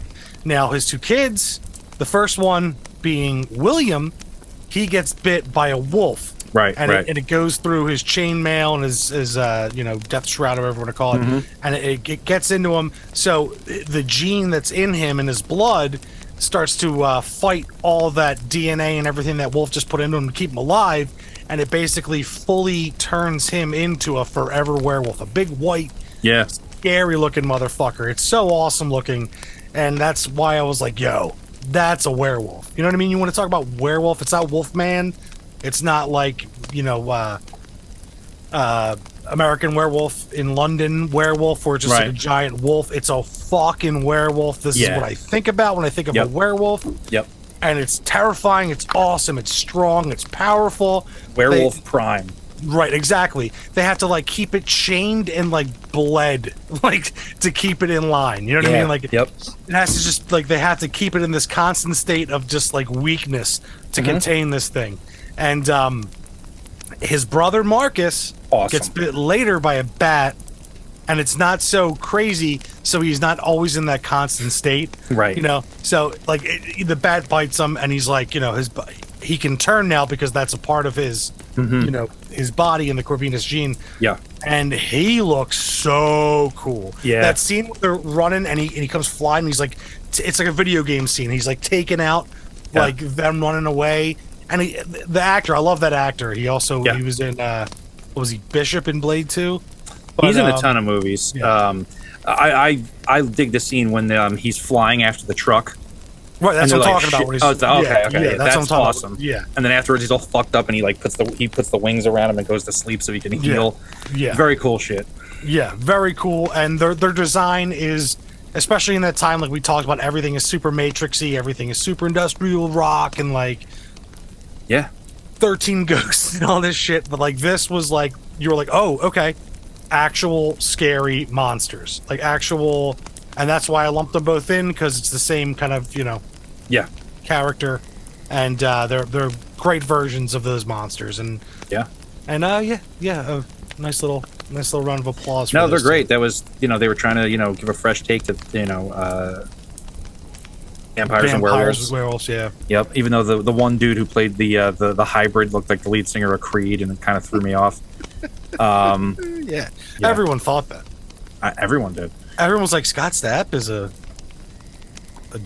what would you call that? A were bat wolf? A bear bat? I don't know. A vamp wolf, Yeah. a wolf take it. pyre. Wolfpire. I like Wolfpire better. Wolfpire's know. better. We should replace the umpires with wolf pyres. And one thing that really did piss me off is that you didn't really get to see William go off. No. Because, like, Victor comes in and, like, obviously they've bled him and kept William weak, and he just fucking punches his head off. You're like, oh, man. Yeah, I mean, sometimes when you play, you set up a character that powerful, you gotta you can't do too much with him because it just fucks everything up. He's like over, like in the Marvel movies, they didn't know what to do with the Hulk half the time. It's like, well, what do we do with him? It just in my head, I was like, try that shit when he's full power, you motherfucker. Like, I'm all upset. I'm like, he never got his face punched off. Yeah, you're screaming at the screen. What about the werewolf fans? What about the werewolf fans? I'm biting myself, trying to turn myself into a werewolf. I go out in the woods later looking for a wolf to bite me in hopes that maybe it can make something happen. Mm-hmm. Why not try again tonight? There's no wolves around here. Well, I'll fuck around and go become like a were possum where I live. Perfect. I mean, tomorrow's a full moon, so Could you imagine if his nose is all big? you just walk into the room. He's like, Ken, something happened to Ken. What happened? You just walk into the room all sad with your face down. You just look up with human clothes on. I'm like, what the fuck happened, buddy? I watched Holes again. And I became a were possum. Well, it could be worse. Possums it are could be. fucking fierce, dude. They're gross. They are gross and they're fucking fierce. Yeah, they got diseases, and those tails are Yeah, it is pretty gross. giant rat tail. Anyway, I could probably become a were field mouse, like real quick. you could. Kill a scorpion, howl at the moon for my victory. They do that. Perfect. You ever see that video? Yes, It's awesome. it is awesome. Almost as awesome as this next pick. Yes. Segways. So I would be remiss if I didn't include this guy on my list. Swamp Thing. It's just for anyone who's gonna, don't at me with your man thing bullshit. I don't want to hear about. Don't even. Even if the article on Wikipedia even says not to be confused with Man Thing, Swamp Thing is the superior character. All right, he's a superior character. I don't want to hear none of your nonsense. It has one of the best action figure lines to ever come out ever attached to him. His run, the Alan Moore run on the comics is amazing. The TV show on USA, played by Dick Durock, is amazing. Then you also have the 2 movies, which are the first one kind of but the second one's a lot of fun. This was one of my favorites as a kid, and still remains one of my favorites. He's just like a muck man that, you know, Dr. Alec Holland, experiments gone wrong, and he becomes just a swamp creature. And in the movies though, there is something sexy about him, I will say. Oh, they try to. There's scenes where there's this one scene where there's light reflecting off his ass cheeks. I'm like, what the fuck? I feel like that's a swamp ass if I've seen one. Swamp ass. I mean, that was, that may have been the original title. And the newest one that they had to come out a few years ago, there was they were trying to turn that show into like a True Blood kind of thing. Had a whole True Blood kind of vibe that just didn't take. What are you gonna do? What are you gonna do? But Swamp Thing is one of my favorite characters. I think it's just a very interesting, very fascinating idea on a monster that, a plant that tried to be a man, which is super interesting. I think I went over a lot about the Swamp Thing when I talked about the toys in that one episode, and my collection of all things Swamp Thing. But that's your shit. Hey man, it is. And the toys are still awesome. And every time I walk past the shelf, there's a chance I might pick one up and play with it for a few. Yep. Not to mention the famous Bernie Wrightson for all his work on the character as well. But yeah, man, Swamp Thing. I can't say enough good things about this character, and he's better than Man Thing. Agreed. So, let's go a little current with things. This next creature has stood true. Yeah. For the last, I guess, the last 50, 60 years. When it comes to politics, news, and media and everything, it's the Blue Aliens from They Live, man. Oh, so good. So good. Another one of those things that my dad was like, look, first of all, Roddy Piper's a badass, and Keith David is in this as well. One of the greatest fight scenes of all time, but the underlying longest. yeah. Hold on though, before you go to your next point, I just want to mention the Keith David meme that's going around, the Philly Keith David meme. Welcome to hell, motherfucker! Also, the voice of Spawn. We mentioned Spawn earlier. Yep. Is it the Frankie the Beans? Yeah. I'm just the Beans, mother Frank. But Keith David is awesome. They're both awesome in it, and They Live. If you haven't seen it, and you know what was funny? I'm going to say one little political thing here. Okay.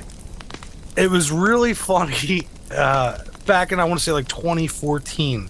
A lot of my political friends that are hyper the one way. Okay. Were posting They Live stuff. Okay. And in defense of their political belief. Mm-hmm. And in reality, it's dude, you just fed the beast, the political machine. Yeah, isn't that always the way, though? It is. The road to hell is paved with good intentions. Yeah. But in the same breath, it's this movie paints a clear picture. It was there from the beginning that all the politicians, they're all... Yeah, they're all on the take. They're all aliens. They're all aliens on the take. Yeah, consume, obey. Yeah, obey, yeah. Yes. Watch TV. Mm-hmm. All this stuff. And that's literally what's still going on. And that's why this movie and these monsters, because even the blue aliens in this movie, even though their design is so wacky and wild, yeah, you just imagine that, Carpenter was just rip somebody's face off. Yeah, just make him fucking weird as shit blue with make it so just wacky. And it pays off because you're watching even when they talk. Yeah. And you're that's a I've mask. got one that can see. Yeah, right. And you're I remember just being a kid and I didn't get it back then, Yeah. And I just my dad was watch this shit, kid, Yep. And I'm 3, there's aliens that are behind the scenes. All I know is Roddy Piper's kicking ass. I'm like, yo, he forcefully took that woman down. Doesn't he clothesline somebody too? Like it looks real too. Dude, oh yeah, he did a lot of stuff in that movie, and Yeah. like the scene where he kidnaps the chick at the TV station. Yes. and like he's like so tired from the glasses, you know. Yeah, yeah. And he's Evil like, Lynn from Masters of the Universe. Sorry. right? Yes, and he ends up Masters Universe. I love that movie. That could be an episode yeah, in its own. Go Yeah, ahead. lots of great creatures in Yeah, there. uh-huh. But man, he's so tired. He's like, I gotta get a shower and just fall asleep in a towel. Like, yeah, and she's like, I'm gonna get him now, And Yep. then he has this surge of like, because he makes Yeah. those noises. I Like like he's how a wrestler. when he rolls down that entire hill, and it's like That you is look, it's like, is that amazing. really him? I think that might have been him. Oh, he probably did a fucking whole 8-ball and was like, throw me down the hill. Here's one thing that I would have loved to have seen. If Carpenter could have done another movie where we got Kurt Russell, Roddy Piper together in a fucking movie, why did we not get that? You know what I'm saying? I'm sorry, I just passed out from awesome. What? Yes. Maybe you just couldn't do it. It's like it would just overload the film. Yeah, Like we can't yeah. film these two dudes on screen at the same time. Dude, and then like in Big Trouble in Little China, he gets them both to sing on the outro Yeah. song. Yeah. Because like Kurt Russell channels his inner Elvis, and then he's like, "Big trouble," in Little China. Yeah, the other guy, Yeah. Oh, that would have been. Have you ever seen the kick-ass. Elvis movie that John Carpenter made? What? Are you kidding me? What is John it called? Carpenter, Elvis, and Kurt Russell plays Elvis. What? You never saw it? No, I'm not being funny. What? Yeah. Yes. I gotta kick someone's ass. Yeah. Get some bubble gum first. Yeah, well, and then I'm all out of it, and then Yeah. And then you just blow away some lady with both fucking barrels at once. Just put yourself in that position though. Like if you found those glasses, Oh, that's kind of my favorite part about it, because like a lot of times too, like I'll find an article or find something, and I'm Yeah. like, guys, like no, this is real, like please, Yeah. please, and they're like, all right, yeah, all right. and they go, get that phone out of my face, white boy. And I'm like, yeah, put it, yeah. Me and my friend, we fist fight until I make them watch the video. Yep, for 6 minutes. Yeah, for 6 minutes, and then they read the article and they're like, holy shit. Yeah. How many garbage cans get broken over the backs of those guys in that fight? There's my favorite is by the end of the fight, how fucking Keith David's head is just Yeah. like road rashed. Yes. It's just like the skin's Yeah. gone, Yeah. and like he's wearing those Tims, and his punches. I love the way he punches. He does those like Yes. whipping overhand right kind of punches Yes. in there, and you're like, oh damn, you're like that fucking hurt. Like Yeah. look at that guy's knuckles. Damn, Yeah. that's brutal. Yeah, he punches in the same way that Michael Bolton punches the fucking fax machine or whatever it is in Office Space. It's the same 100%, kind yeah. of Motion, yeah. yeah. Yep, yeah. And Roddy's Look just up in taking your it. ass with a resurrection. Yeah, Roddy Exactly. he gets up and he keeps making those wrestler noises. Yeah. Yeah. Or even like the yeah. Yeah. You know, they do that, and Yep. Dave Bautista does it now in every fucking role he's in. Let's not talk about it. Yeah, fucking couldn't act his way out of a wet paper bag, white pasty. He is not pasty. No, I don't. I was just doing my thing there. I know. But no, they no, live. the Great great message. creatures. Yep. Great creatures. Iconic. You know. Yeah, one of the last aliens. He's like, "What's the matter, babe?" Yeah. It's so fucking funny. Yeah. No, it's good, man. Come on, babe. I love how they like have to cut down the the dish, you know, Yeah. like Yep. cut off the signal, Yep. because it's a great commentary, because most people still are in that belief that the system is just and like works for them, when in reality it's just, look, yo, it's the top, and then the rest of us are fighting amongst each other. Yeah. And they play with us as much as they can, and that movie captured it. And they have a great creature or monster, Yeah. iconic figure in there Yeah. for you to like point at and go, oh, there it is. That's Yeah. the baddie. That's the bad guy. Yep. And you could talk into the watch. That was always cool because now you can actually do that. Yeah, straight up Dick Tracy style. You know. Straight up. Nice pull. Thanks, buddy. All right, so for my next pick, this is probably the most recent, definitely the most recent on my list, because when I saw this movie, I was genuinely terrified. The mutated bear from Annihilation. Holy shit! I have to give it up to them. I mean, I know that some people don't like this movie and like whatever. Oh, Natalie Portman, talk about not being able to act her way out of a paper bag. But this creature is fucking terrifying. You haven't seen the movie. It's kind of a riff on Lovecraft's The Color Out of Space, but there's mutated animals just like in that film. But in this one, you have this mutant bear that kind of like smells fear. But the thing that got me is that its roar is a woman screaming, "Help me!" Have you seen this movie? Yeah, I watched it. I didn't watch all of it, and I remember we've talked about this. Like I've seen it, but like it was one of those ones that I had, and I was doing other shit at the time, and like you should rewatch this. I think I will. I think I will. I have a lot of things I got to rewatch, and like Spirited Away, Holes. But you can skip Holes. Yeah, I don't know. I don't know if I could. I'm a sucker for Sigourney Weaver and John Voight, but no.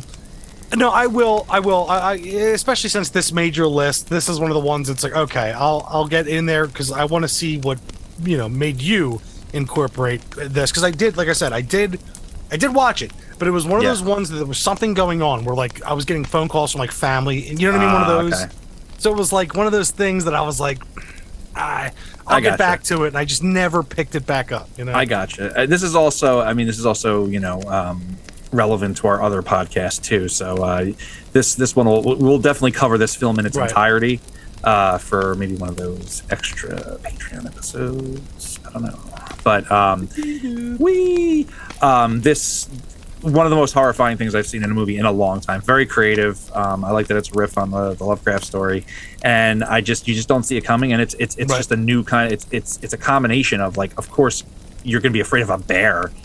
And the people are tied up during the scene, and then like the thing comes around, and like instead of like it roaring, it's a woman screaming, "Help me!" And I was just like, "What the fuck?" It just it got me in my spot, and I loved it. So that's why it made my list. Yeah, that's awesome. And isn't it? Remember that show, The Fear, that FX did for a while? Wasn't that story of The Fear where there's this like polar bear monster following them when they were? Oh Jesus! Remember that? Yeah, the Terror. The Terror. That's it. Yeah. Did you watch that show?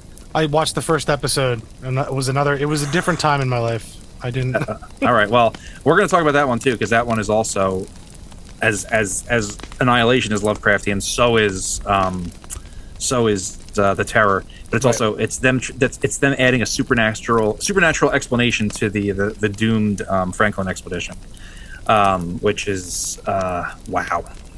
Right. Yeah. So that's another one I want to watch, and especially the dude who played Caesar from Rome. Kieran Hines is in there, and then you got Richard Harris's son. What the hell's his name? Something Harris. It's Jared Harris. Bill Harris. Jared Harris, and he's great in it. That's just a great that's just a great show. I mean, it's I remember seeing. Great. I was like, oh man, I love the aesthetic and the vibe, but and I saw the trailer and I watched it first, and then like I said, just different time in my life, and I just didn't lock it in. But I guess we're gonna go to my last one here. Yeah. And you know what? I fucking had to go with this one. Yeah. Because the movie itself, The Cabin in the Woods, right? It's a play on all the, it's a play on all the monsters, the great creatures. Yeah. There's so many in there. You could just pull that up and pick, throw a dart at it and pick one. But the fucking Merman, like, I love that movie so much. Like, I think for me personally, it's one of those like. I think it's a masterpiece I love that movie. For my likes, you know what I mean? I'm not saying like it's a perfect film. I'm just saying for me it's a masterpiece because it's a play and it's funny. It has some of my favorite character side guys, like the two dudes who work at the company. Yep. The dad from Step Brothers and because he was great in Don't It was let, Richard Let Me In, Jenkins, I think his name is. Yeah. something like that. And Yeah. then the dude from Billy Madison, Yep. the other guy's guy. balls. Yeah. They were weird. They were weird. Yeah, just him. I love those guys in it. They're so great. Yep. Even the supporting dude who's like the military guy that's in charge of like the Yeah. final directive. Yep. The main cast of everyone that goes there is super funny. It's Yep. the That monsters movie- are great. That movie's a love letter to anyone like us who has sat through a million horror movies. Right, and Like- it was funny too because Chris, my brother Chris, he was like, "You got to watch this movie," and it was when it just came out. He's like, "I rented it." Yeah. He's like, "You're sitting down and you're watching it." He's like, "You're gonna love it." And I was like, I don't know, another one of your bullshit recommendations. But like, but I was like, I don't know. So me, him, and Jesse watched it, and Jesse hated a friend of mine of ours, Jesse. He was like, because he hates horror movies, but Chris was like, "Oh, dude, you're gonna watch, you're gonna love it." Who hates horror movies? Jesse doesn't like him. He's always like, "This is stupid. You can fight it, and you can fucking do it, kick." You know, it's Jesse. But he won't suspend the disbelief there, but he'll suspend it for like Dragon Ball Z and stuff. Okay. All right. But, You know what? Say no more. Right. So I sat down, I watched it, and I was like, "Holy shit, this movie's great." Yeah. And I enjoyed it quite a bit. and then just that whole like, I thought, and he's pouting, and he's like, maybe next time you'll get the mermaid, like, Yeah. And he's like, I really thought they almost picked up the conch shell, like, Yeah. I loved that. And then They low key build it up. exactly, and then the irony, and then he's like, "Come on!" Yeah. it gets come him. on. Yeah, and it's just slow crawling over Yes. to him, and the design of it, because it's like it's a fish out of water. Yeah. You see, it's not the pretty merman, whatever. No, It's no. got that big mouth, the kind of like Yeah. the beak thing. Yeah. The gillman claws. It's got the dorsal fin, and it's just Yeah. crawling towards him slowly. And then as it gets him, it just shoots all the blood out of its what do you call it? Blowhole. Yeah. And it's like you're like. I almost stood up in the living room and clapped my hands. I was like, what a great piece of writing and directing there. Like, I just was like, Yeah. for There's someone some- who loves monsters and Yeah. stuff, it's like, that's it. That's like, Yeah, it's a fun movie. There's a lot of great shit, and just little things here that you see, like that scene with like the zombies or whatever. They're just puking into the guy's face the Yeah. entire time. It's The like, toxic oh, zombies? Yeah. The Yep. scarecrows, the scarecrows I clown. love when they Yeah. just like swarm the guy and tear him Yeah. apart. Yep, Yeah, the clown that's like it. The little girl with like the weird mouth for the ballerina Yeah. girl with the mouth Yeah. face. The Yeah. obvious riff on Pinhead. with the The buzzsaws. Yeah. The werewolf is fucking great. The Yes, it ghosts are great. That one Oh, the vampire one- bat that shows up. There's two ghosts that are really good. The ones that are like the phantomy. Yeah, they just look like smoke. Yeah. Or Yeah, those vapor, are yeah. awesome. And then there's another ghost too that I remember that's like almost like Are You Afraid of the Darky? I remember that was like really cool. Those dude, yeah, there's you could like once again you could just throw darts and it Yeah, could that land killer awesome. robot that's running around with like the chainsaw Yeah, arms. oh, that's so sick. The giant snake. Oh yeah, it was just boom. And then the unicorn that Yes. kills the guy. Yes. And he's like, "Whoa!" And it's just like Yep. with his fucking Yep. his horn. Oh man, yeah, that movie's great. It kicks ass. And Yep. the payoff for the merman was just so good. Fuck, I'm watching And- that tonight. That's what Yeah, I'm I think I am too. I think I am too. It's a I good think- time. Yeah, the merman is just. I'm looking at the picture right now. And it's got like Yeah. the scraggly hair. Yep, It's yep. just like such a great play on something that's usually like perceived as so beautiful and like majestic in the water. Yeah. It's like nah, and he's waited his whole career Yes. to see merman death, and it just. Yep. Yeah, it was one of my favorite modern horror scenes, and it's one of my favorite modern horror movies. Yep. And yeah, it's a 10 out of 10 for old Kenny Dumps, the Pumpkin Boy. But I had zombies. Yes, you did, but you did Yeah. not have Yeah, he's redneck, like blood drinking cannibal zombies. Yep. And he's like, it's the difference between elephant and elephant seal. Yeah, that dude is great in everything. Oh, he's in. everything, even Yep. in Let Me In. You know? Yeah. Oh, he's he's- even right there. Oh, dude. His dry delivery for humor is fucking perfection. I mean, he's my favorite part of Step Brothers. Yeah. Even just he's his couple funny ass lines in Me, Myself, and Irene, where she's Right. like, so I smoked a little pot. What is that? A crime? He's like, uh-huh. Yeah. And then there's two other movies that he's in as well that aren't the greatest, but Whoa. There's 2 other movies. Ken's got a haunted computer tonight. Yeah, it's weird. It's like doing all kinds of like stuff. Like I'm doing apparently hand signals that it likes, and like it's like making it pop up. But in Fun with Dick and Jane, Yes. he's his former manager, and he's Yes. fucking hilarious in that. Yes. And then in Stealing Harvard, Yes. you ever- Yes. he's like he's the neighbor that has the huge Magnum, and he's like Yes. making them pretending that he's his wife, Yeah. and he's like. We loved lemon drops, didn't we? And he's like, like, well, snuggling him. It's, Yeah, he's so awesome. fucking funny. That dude Yeah. is yeah. It's Richard Jenkins is his name. I believe. Yeah, So fucking nice. funny. Yep. All right, man. So was that your last one? That's my last one, buddy. All right, man. Well, let's go on to my last one. We're gonna head over to the town of Silent Hill for Pyramid Head. Yeah. Dude, let's go back to a time when video games were great. And this game came out. I remember this was like the first, outside of the first game, but this is like the first thing I ever saw for like the second one. And you know, when this game came out, people were like, "What even is this game?" And I remember first seeing this thing, I was like, "What the hell is that on his head?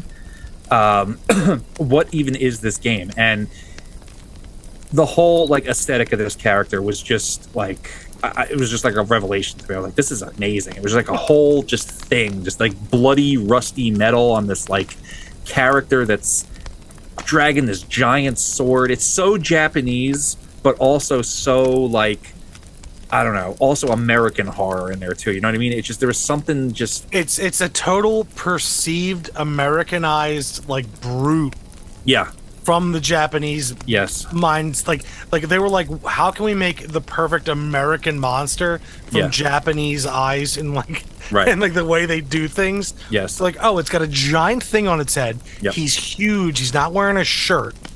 His shirt's kind of like he's wearing that gown because everything's like torn off him.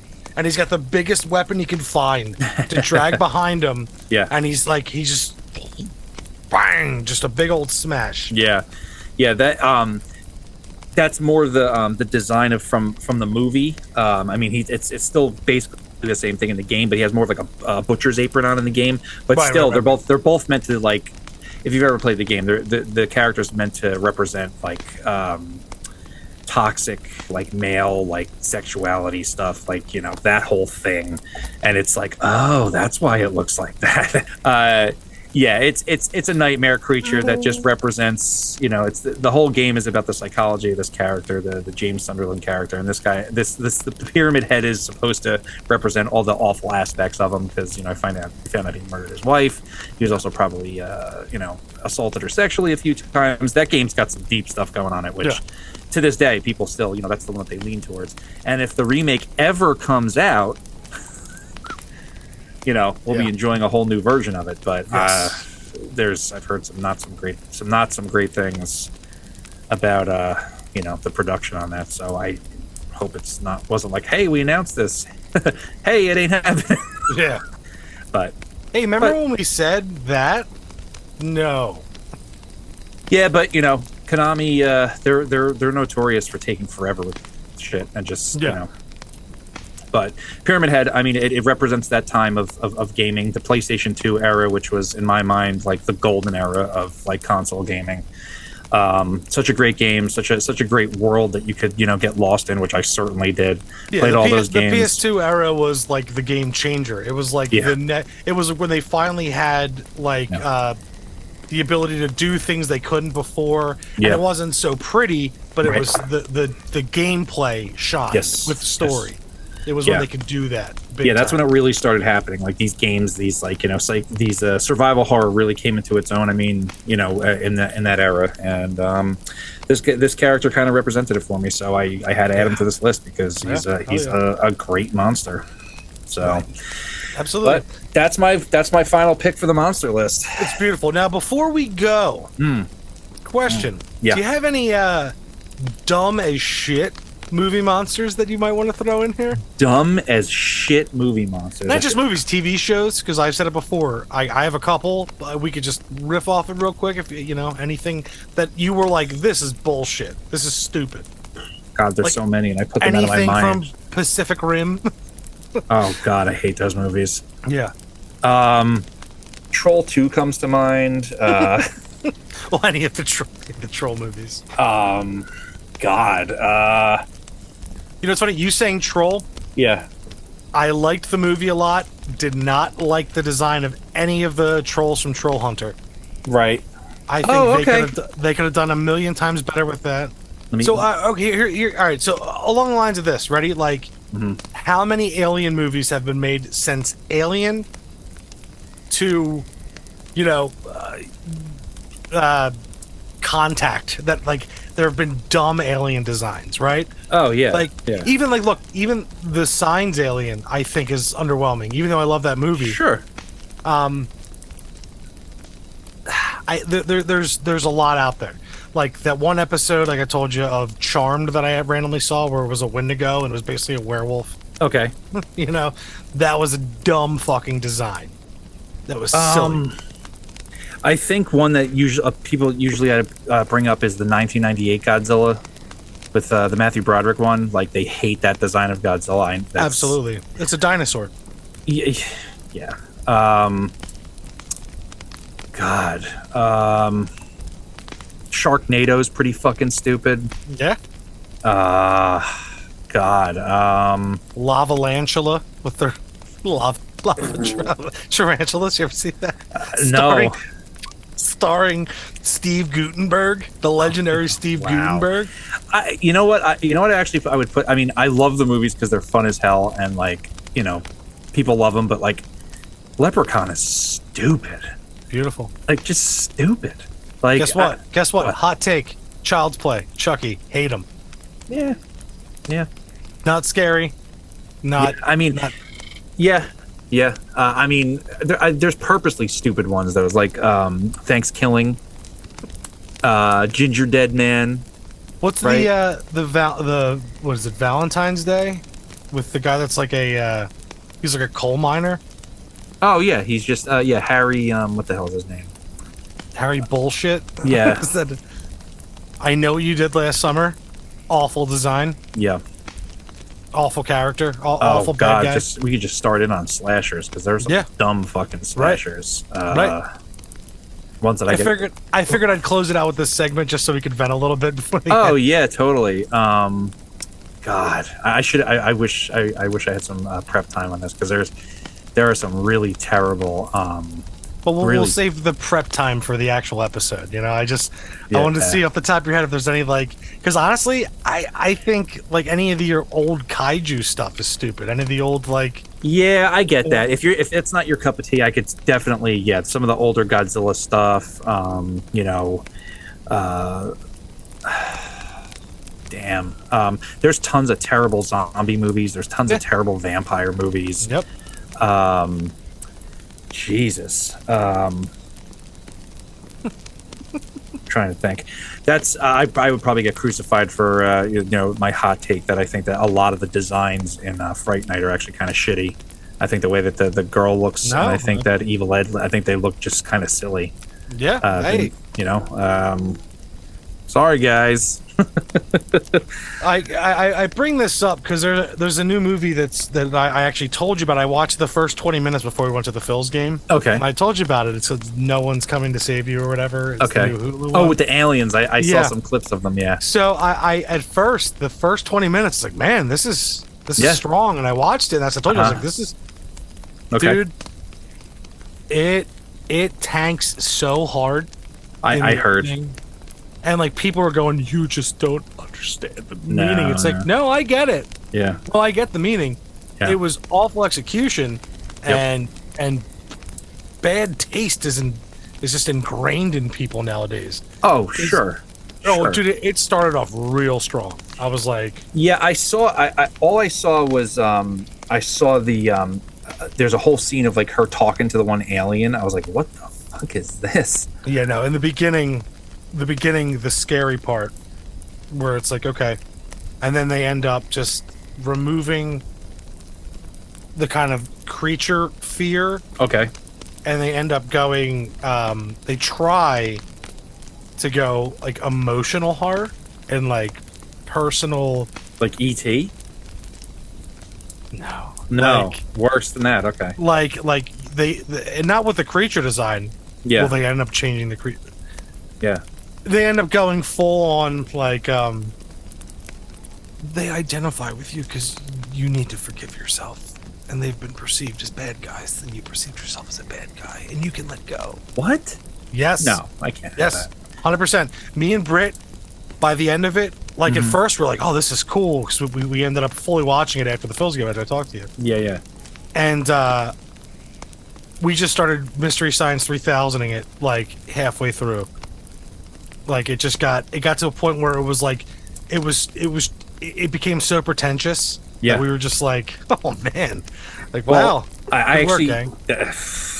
that's so I'll stay away from it then. I thought of one. Any Jaws after the first one, and even the first one a little bit. A little bit, yeah. I Certain mean, scenes, they were limited by the technology of their time. Yeah. But anything after the first one, the one with Michael Caine, My Cocaine, where he's the shark is roaring. Holy shit! And I knew this was going to be terrible.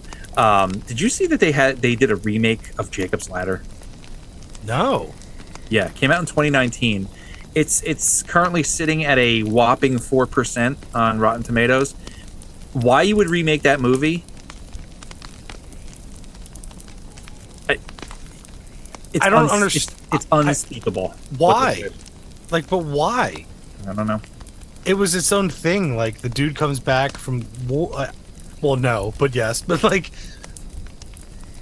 I don't understand the job was done on the first one, you know, Yeah. and it wasn't like Yeah. like you're not gonna spark a franchise. I don't Like- know. And this one is like he came back from Afghanistan. It's like, well, even that's fucking it up because in the first one, you know, it's basically like he was part of MK Ultra, like Yeah. that they fucked with his brain and Yeah. like, you know, now he's seeing demons and shit. Yeah, And maybe he really is. We don't know because you Yeah. know, what happened. But this new one, I got maybe a half hour in. First of all, it looks like it was filmed on like an iPhone, and like probably you know, was. Probably was. it's just bad. And I don't know why I don't know what they were thinking with that movie. Yeah, who does? Oh, do you remember years ago? I don't remember the name of the movie. And it was when when WWF was trying to do like horror movies. Mm-hmm. And then See they No did one Evil with with Kane. Kane. That's Yeah, it. See No That's it. Evil. See No Evil with Yeah. Kane. That Yeah. was so bad. Yeah, there's like 3 of those. Yeah. Is it really? Yeah, I remember the first one. I was like, what are they doing? yeah. Yeah, Well- you'll get so many slashers. Like even then, they'll take great ones and they'll ruin them. Like Jason X, you know, make him Oof. half robot. You'll get And filmed Even- like a Sci-Fi Channel fucking. yes, absolutely. And then you'll get this too. You'll get the remake of Nightmare on Elm Street. Yes. The guy who played Rorschach. Yeah. His version of Freddy was just like a burnt guy. Yeah. It was just like there's a burnt guy and he's really small and it wasn't scary. Yep. And like going back to what I said about post 2002 Michael Myers, Yeah. he just didn't look as scary. They made him like burnt and dirty. It's like, no, Yeah. leave that for Jason. Yes. You know what I mean? Yes. Like that's part of his character. Yep. Michael Myers is supposed to be Michael Myers. Like Yep. he's just it's that thing. And they'll have a way of taking him and destroying. Yeah. But I mean, you can go in any of these like shows like Sleepy Hollow and like all these other shows and you can find so many bad monsters. Yeah, usually also I think another good, not good, but another good example would be like, you know, you get these famous creatures and then they just get taken apart in the sequels. Yeah. Like, you know, by this point, I mean, Alien has fared sort of well. Predator, there's that one that was just called The Predator, I think that one was Stupid bad. as shit. Yeah. Species, the first one's great, the second one is ridiculous. Mm-hmm. You know, that kind of stuff. So I you know, you get the genius one that or two sometimes, and then Yeah. everything after is just terrible. Yep. And it's, you know, Because they do everybody what wants a can we piece. do? Yeah, Yeah. what can we do and change it and make it bigger? But yeah, I just wanted to ask that question because I there are so many. I do want to say one thing that that James Wan and all the gang over at Blumhouse could have done Uh-huh. with what we recently talked about, The Nun. Let's say if you saw that in one, remember in the first Insidious, the first one with the red demon behind the head? Yeah. If you would have played the nun like that, Yeah. just where you saw it for a split second, and it wasn't there ever, that'd have been that'd have been terrifying. Not in every scene. It's Not in every scary if you scene, show and it. like you have it floating and shit. No, if you just gave it a glimpse and it was just something you saw real quick, that would have been like, whoa. And that's what they do. They overuse their design so you become familiar with it. And that's a big thing that horror movies do now. Yeah. That you see too much of it, you become familiar with it, Yep. and then it just takes all the scariness away. Yeah, like, original Alien. You only see that thing like Yeah. 3 times, like really see Right. it like 3 or 4 times, and that's what makes it scary because you can't get a good look at it. Right. So, hey man, it's a lost art. I mean, every once in a while Yes. we get a handful here and there that are good, and then we get a whole heaping helping of bullshit. Right. So I think that's why it's good to come up with lists like these. Yeah. Maybe toss out some ones people haven't heard of before, and lavish some praise on the classics. Yeah, and maybe give it like a little, I forgot about that, and go back. Yeah, and be like, yeah, yeah. That is sweet. Yeah. Yeah. Well, I mean, I think that's all we got for this. I just wanted to throw a little segment out there at the end there Yeah. because there are some bullshit ones, and we'll do a full episode of worst Yeah, that sounds like fun. creature feature. After we just completely just Destroy Rob rip Zombie. on that episode, the rip on Rob Zombie, that episode I'm actually excited for that. Yeah. you'll find a funny little hat, it'll pan out. It'll be a good one. But Yeah. I guess I'm gonna do a little closing statement here. The classics are classics for a reason, and don't stop watching them and share them with your kids and family. Oh, 100%. 100%. My children just recently laughed at the original Dracula, so we had a good time. Hell yeah. Hell yeah. Yeah. What is this? I'm like, Yeah. hey, this is scary, Yeah. people. Yeah. And you're like, in my head, kind of still is. Yeah, and they're like, why is there a bee coming out of a coffin in the beginning? I was like, no one knows. No one knows why that's in there. You're like, artistic license, kids. Sure. Directorial choice. That's what it is. Where's his fangs? I don't know. I'm sorry. Didn't need them. Didn't need them. Yep. Didn't need them. Yep. Well, all right, guys.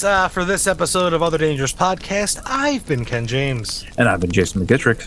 And as always, have a spooky evening. Thank you for listening to Other Dangerous Podcasts. Have you encountered the other dangers? If so, you can email us at otherdangerouspodcast@gmail.com. And if you'd like to have a discussion about the paranormal, you can find us at Other Dangerous Podcast on Facebook and Instagram. There you can find submitted pictures, videos, and artwork from listeners. We are now streaming on YouTube, Spotify, Apple Podcasts, and anywhere else podcasts are streamed.